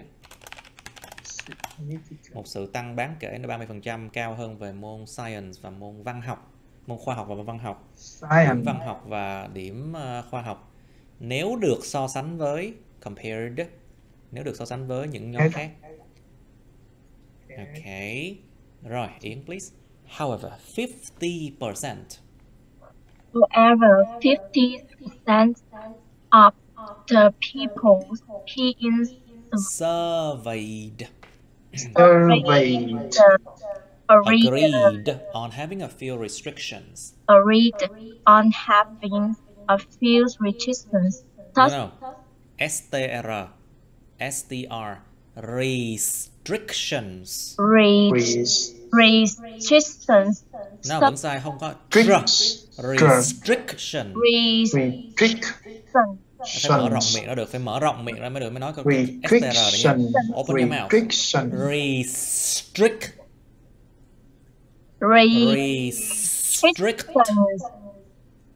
Restrictions. Nó vẫn chít.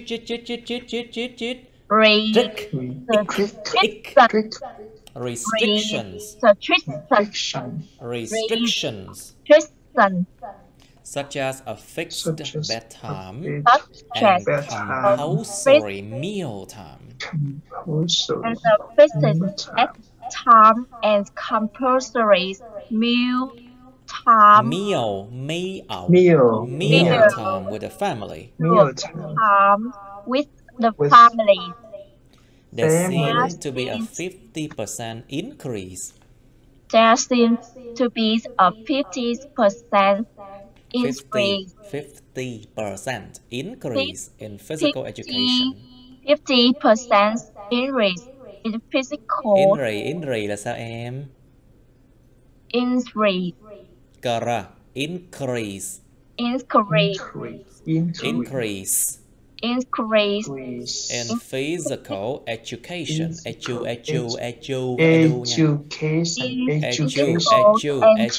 Education grades for this group. When being asked further. When being asked further. Asked.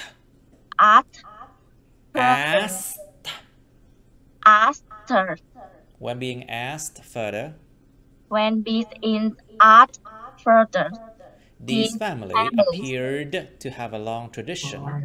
These families appeared to have a long tradition doing sports before dinner. Đọc lại đi. When being asked further. Once again. When being asked further, this family appeared to Nó cái đờ không có nặng vậy đâu, nó không có rõ ràng vậy đâu. The D is not that clear. Appeared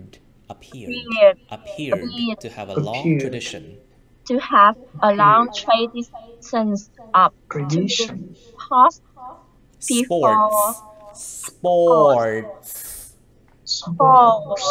sports before dinner. Ok. Nhóm 2, tuy nhiên 50% của những người được khảo sát đã đồng ý về cái chuyện mà có ít cái sự restriction hơn. So basically to restrict someone, giới hạn ai đó lại. So basically we have the word restriction, sự giới hạn. Sự giới hạn nó liên quan to limit. So basically limitation, sự giới hạn, limitation, restriction. 50% những người được khảo sát đồng ý về cái chuyện có ít những sự giới hạn hơn, ví dụ như là fixed bedtime, cố định thời gian ngủ, bedtime, đúng rồi, giờ ngủ cố định, hay là compulsory.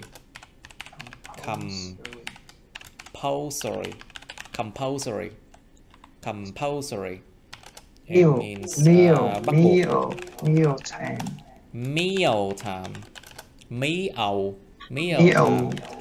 Thời gian ăn tối, thời gian ăn cũng phải bắt buộc luôn với gia đình. There seems to be a 50% increase. Dường như có một cái sự gia tăng increase 50% về physical edu với edu nha, education. Môn thể dục á, điểm thể dục 50% gia tăng cho cái nhóm này. Nhưng mà khi được hỏi thêm nữa thì những gia đình này có vẻ như có một cái truyền thống rất là lâu dài của chuyện chơi thể thao cùng nhau, chơi thể thao trước cái bữa ăn tối. Tức là sao? Cái kết quả này, cái số 50% này có đáng tin không? Hả các bạn? Tại vì làm một nghiên cứu á, nhiều khi nó có những cái yếu tố khác nó ảnh hưởng đến cái kết quả nghiên cứu, cho nên cái số 50% này có đáng tin không mọi người?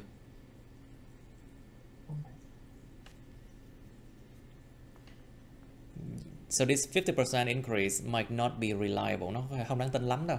Tại vì nó có những yếu tố khác. So there are other factors that can affect the result.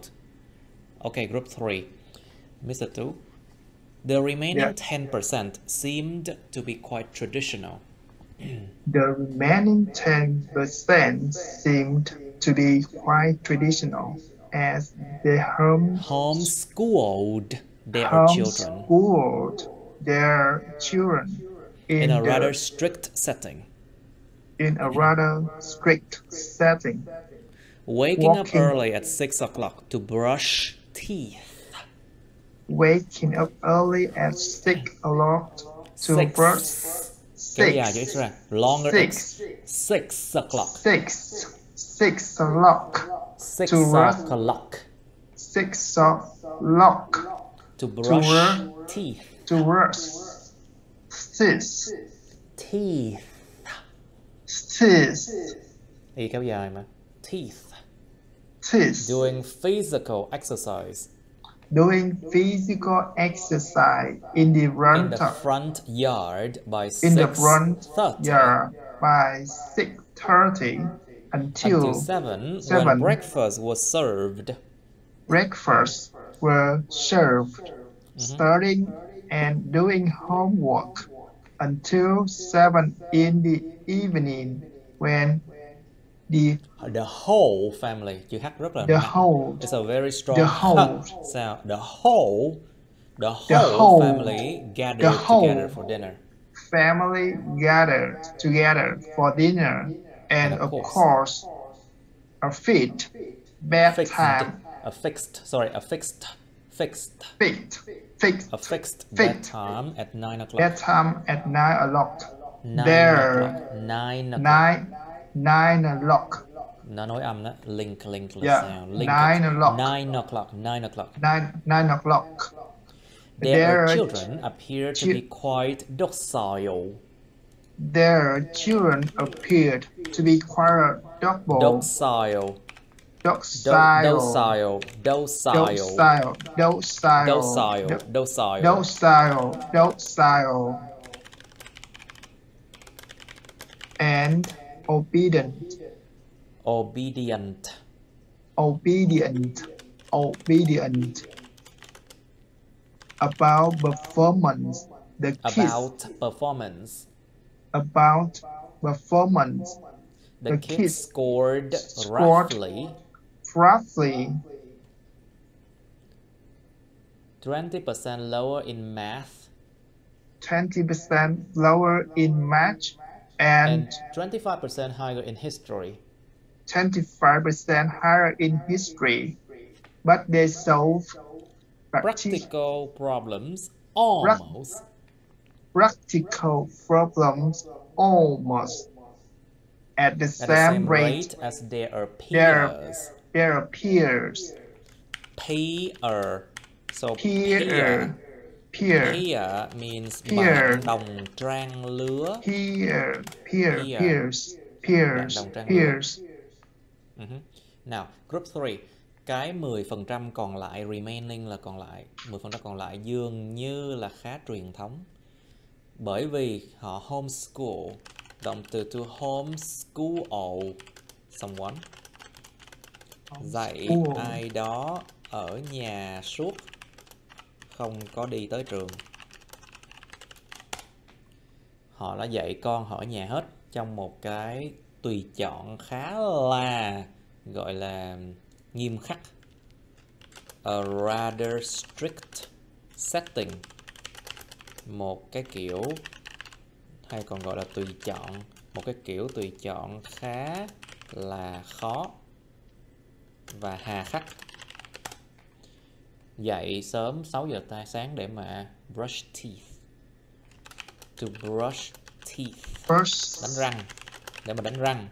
Doing physical exercise. Doing physical exercise. Tập thể dục. Ở cái front yard. Sân trước nhà. Tập thể dục sân trước nhà 6:30 cho đến 7 giờ sáng. Khi mà breakfast was served, khi mà bữa ăn sáng được phục vụ ra đưa ra. Học và làm bài tập cho đến 7 giờ ở buổi tối, chiều tối. Sau đó là khi mà nguyên cả một gia đình gather together for dinner. To gather together. Họp lại cùng nhau. Họp lại cùng nhau. Hoặc là họ nhóm lại, họp lại cùng nhau. Nguyên cả gia đình họp lại cùng nhau cho bữa tối. And of course, đương nhiên là fixed bedtime, thời gian đi ngủ phải là fix luôn, bắt buộc là phải giới hạn giờ ngủ lại là đúng 9 giờ phải đi ngủ. 9 o'clock. Những đứa trẻ của họ có vẻ như khá docile. It's docile. Khá là ngoan ngoãn nghe lời. Obedient, tính từ obedient là tuân thủ. Về cái thành tích đi, những đứa bé đó score, động từ to score. To score là đạt được điểm. Đạt được điểm bao nhiêu? Đã scored roughly.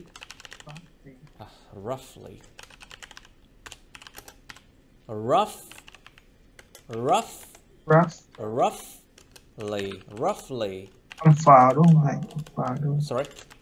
Âm F á, tại GH là F. Yeah. Roughly. Cỡ tương đối, tương đương cỡ bao nhiêu á? Tương đối là cỡ 20% thấp hơn về môn toán và 25% cao hơn về môn lịch sử. Tức là sao? Cái trí nhớ nó tốt hơn. Nhưng mà chúng giải quyết những vấn đề practical problems. Những vấn đề thực tế. Những vấn đề thực tế ở gần như là cùng cái tốc độ như là những bạn đồng trang lứa. At the same rate. Ở cùng tốc độ như là những bạn đồng trang lứa vậy. Ok, now Let's try to answer this question. Bây giờ chúng ta làm chung nha. Let's try to answer this question. Number one, does the study show a clear link between having restrictions and academic performance in children? Nguyên cả cái bài này, the whole essay, the whole thing. Cái nghiên cứu này có show được một cái mối liên kết rõ ràng giữa chuyện có những sự mà gò bó, những sự giới hạn và thành tích học tập của trẻ nhỏ không? Có. Cả cái bài luôn.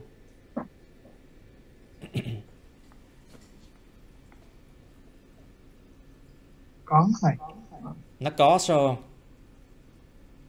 Có, em thấy số liệu thực tế này chứng minh là số liệu thực tế. Câu này, cái bài này là không nha. It's no, it's not, it doesn't. Nhưng mà nó có quá nhiều những cái vấn đề khác nó có thể ảnh hưởng nè, các bạn thấy không? Dạ đúng rồi. Vấn đề là nó ảnh hưởng là do người đó hay có truyền thống làm sao, nhà như thế nào. Và cái chỗ này ghi rõ nè. Yếu tố khác along Yếu tố khác ảnh hưởng nè. prediction. So these are other factors that can affect. And you see, group 3, they have 20% low in math but 25% higher in history. Cũng hồi vốn. Like 20% lower in math but 25% higher in history, but solve practical problem almost at the same rate. So there's nothing that can comes out of this study, right? Chẳng có gì có thể mà xuất hiện được từ cái nghiên cứu này. Chẳng có gì, nó chẳng hay là đưa ra một cái kết luận nào cụ thể mà nó nghe nó hợp lý, đúng không mọi người? Yeah. So it doesn't. So there's a lot of factors that can affect. So the study does not show a clear link. Not. Nó đâu có cho đưa ra một cái liên kết chặt chẽ, một cái liên kết rõ ràng rồi đâu, cho nên là no. So it's a no. Number 2, do the children of the first group experience better grades in math and science due to having more independence? Liệu những đứa trẻ trong cái nhóm đầu tiên này nó trải nghiệm những cái điểm tốt hơn về môn toán và science do là nó có nhiều cái sự độc lập hơn không? Chuyên môn khoa học với là môn văn, No, it's chứ không có môn toán. There's no math, right? Yeah. So Yes. number 2, it's unfortunately it's a yes. Why? Unfortunately, it's a yes. Nó chỉ nói là môn khoa học với môn văn thôi.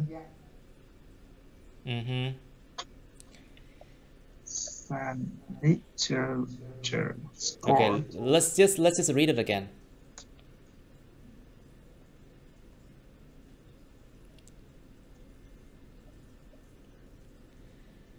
Okay, I think this one is no information. I should have changed that. But this one is like 1.6, right? I guess. Due to having more independent, this is no information. Sometimes I make a mistake, you see. Đôi khi là sách cũng có một số chỗ có thể có vấn đề, phải không đâu? So I have to be careful. So it's a no information actually, because there's no information about math. Làm gì có vấn đề gì về math đâu, cho nên là no information. Number 3, how does stress affect the grades of the children of the first group? Làm thế nào stress nó ảnh hưởng đến điểm số của những đứa bé trong cái nhóm đầu tiên? Positively. Say again. Positively. Are you sure? Tích cực. Are you sure it's positively? Yes. Okay. It's I don't know, but this one say no information.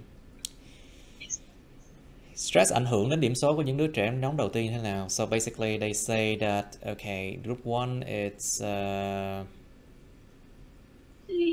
less stress. They say that less stress, but it doesn't mean that their academic performance is caused by having less stress, you know. Nó nói là có ít cái căng thẳng hơn, nhưng mà không có nghĩa là ít căng thẳng hơn nó ảnh hưởng đến điểm số của những đứa bé trong nhóm đầu tiên. Cho nên các bạn cẩn thận nha. Đọc phải hiểu thật kỹ, người ta mới giải thích được mấy cái này. You have to understand very deeply. They say that those people reported less stress. But it is not clear whether less stress causes their increase in grades. Đâu có chắc là less stress gây ra sự gia tăng điểm số đâu. Cho nên nó không có thông tin nào nha. So that's no information because of that. Be careful. Number 4. Is the improved grades for group 2 the result of having restriction? Liệu cái điểm số được gia tăng cải thiện ở nhóm 2 là kết quả của chuyện có những sự cản trở, những sự mà giới hạn không?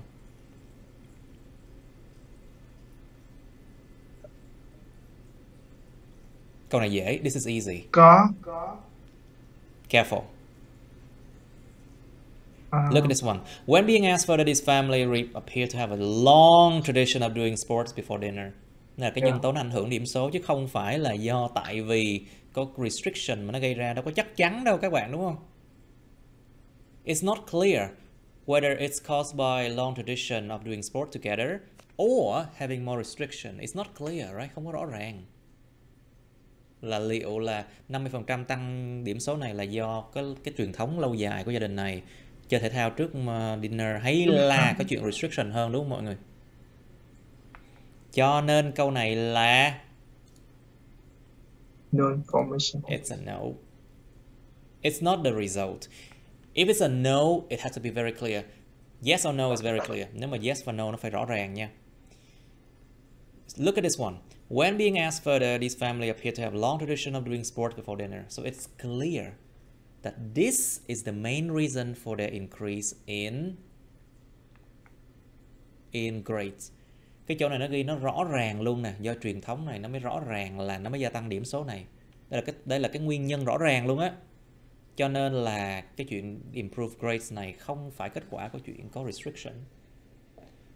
Mọi người hiểu không tại sao? It's very clear that this is the reason, not the result of having restriction. So it's a no. Câu 4 là câu no nha. Yes, no nó phải rõ ràng ra tại sao nha. Các bạn hiểu tại sao? Đó, phải hiểu sâu như vậy. You have to understand deeply to answer this question. Number 5. Do the children of group 3's parents enjoy lunchtime with their friends in school? Những đứa trẻ ở nhóm 3, những đứa trẻ của những cha mẹ ở nhóm 3 có hưởng những cái giờ ăn trưa với bạn bè ở trường không?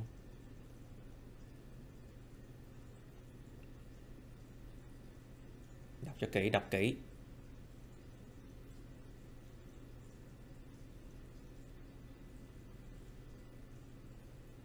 Yes, no, or no information.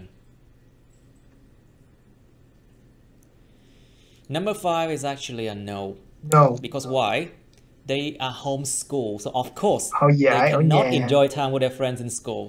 Nó bị homeschool suốt ngày mà đâu có đến trường đâu mà hưởng thời gian ăn trưa với bạn bè ở trường được. Cho nên là no, rõ ràng luôn. It's a no. Because they are homeschooled, they cannot enjoy lunchtime with their friends in school. Of course, no. Number 6. No. Do a 20% lower math and a 25% higher history scores mean worse critical thinking skills? Critical thinking skills, những kỹ năng suy nghĩ sâu và thấu đáo. Suy nghĩ sâu đến mức tận cùng tìm ra được giải pháp á. It's like you think until you find a solution. That is critical thinking skills. Cho nên khi tìm được giải pháp mới gọi là critical thinking skill nha. Liệu cái 20% điểm thấp hơn về môn toán và 25% điểm cao hơn môn sử có nghĩa là cái kỹ năng suy nghĩ thấu đáo, suy nghĩ hợp lý, logic tệ hơn của nhóm 3 không?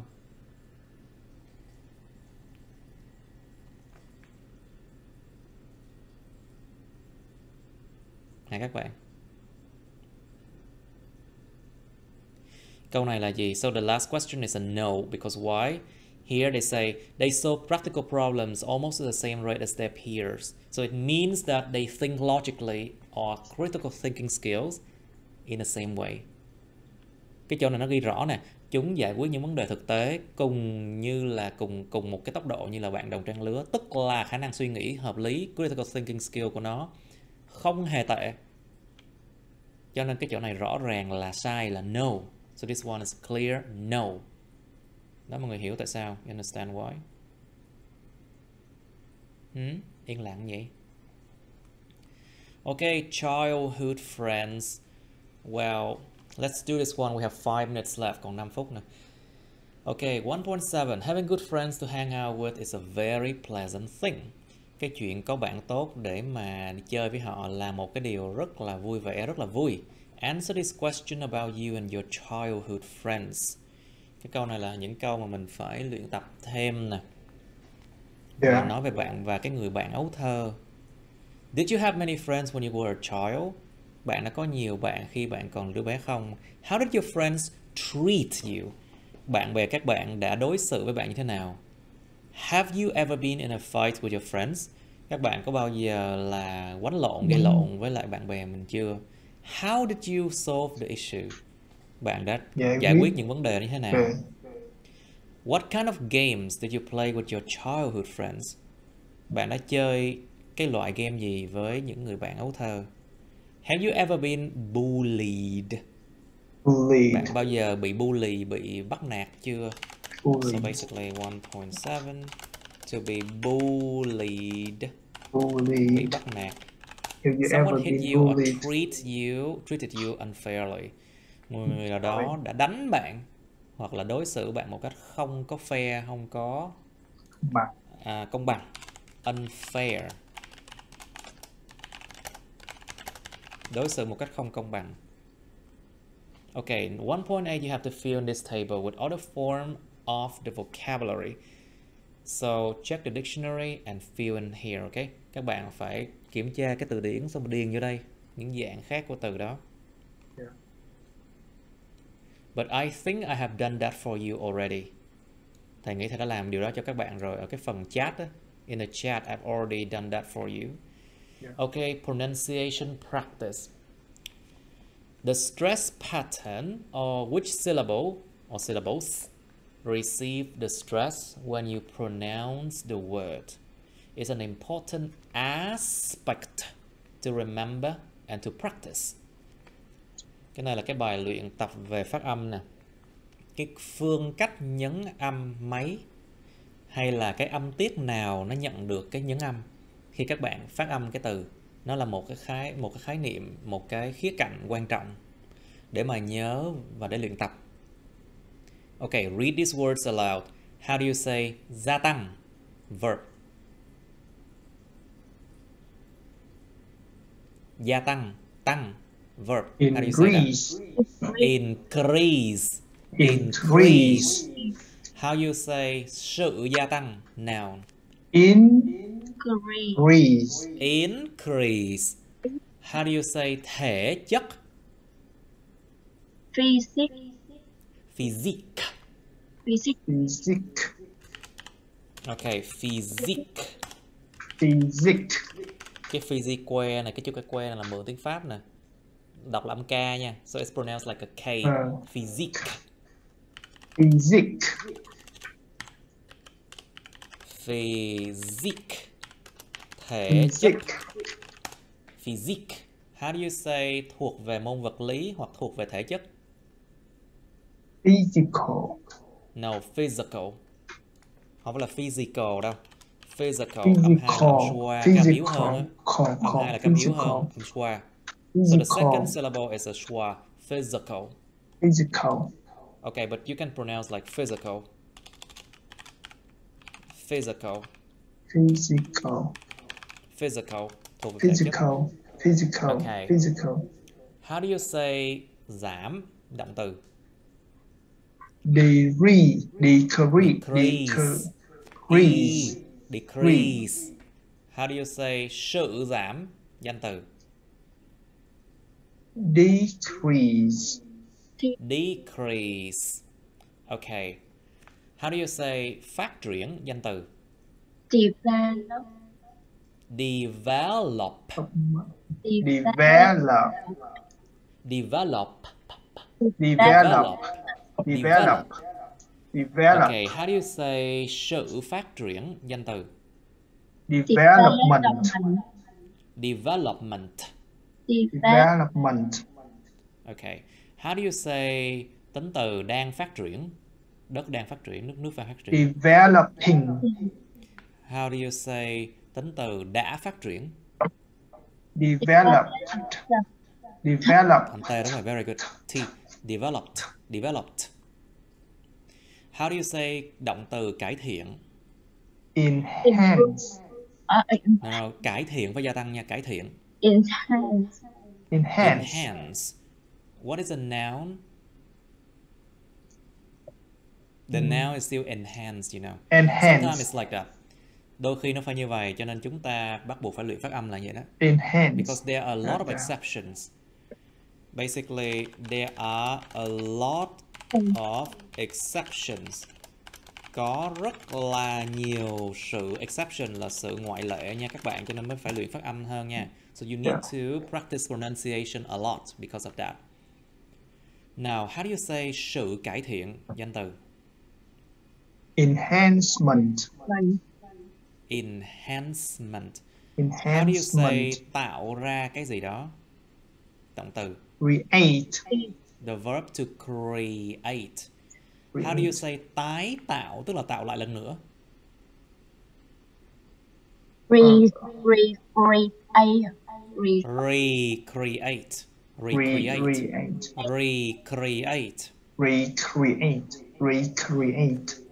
How do you say tính từ mang tính sáng tạo? Recreation. No. Tính từ mang tính sáng tạo. Creativity. No. Creativity. Tính từ, I said adjective. So Creative. How do you say sự sáng tạo? Creation. Sự sáng tạo. Creativity.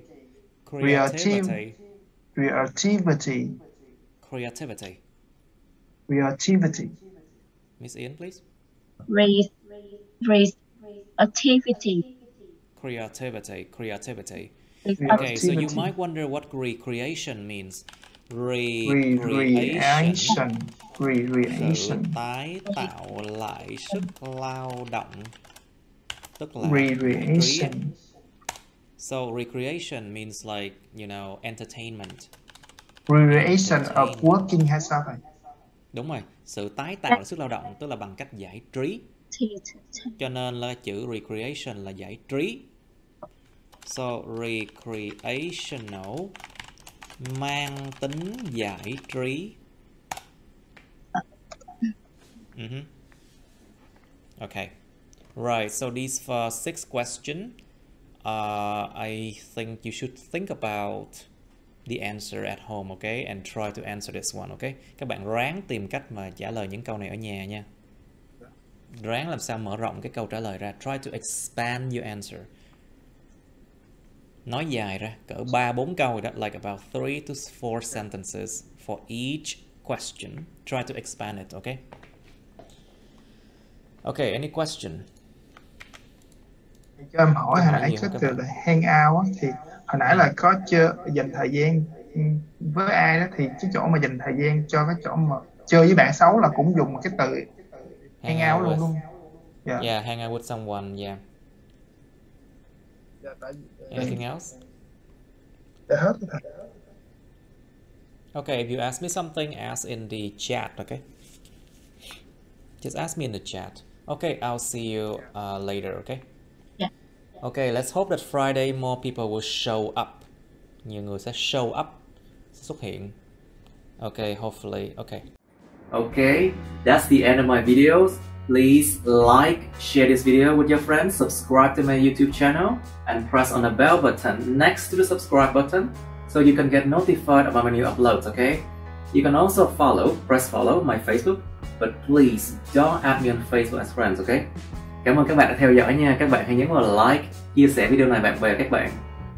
Nhấn vào nút đăng ký kênh YouTube mình và nút cái chuông kế bên cạnh để đăng ký kênh á, để mà các bạn sẽ được thông báo về những video mới nha. Các bạn cũng có thể nhấn vào nút theo dõi Facebook mình, nhưng nhớ đừng kết bạn Facebook mình nha. Thank you and see you. Bye.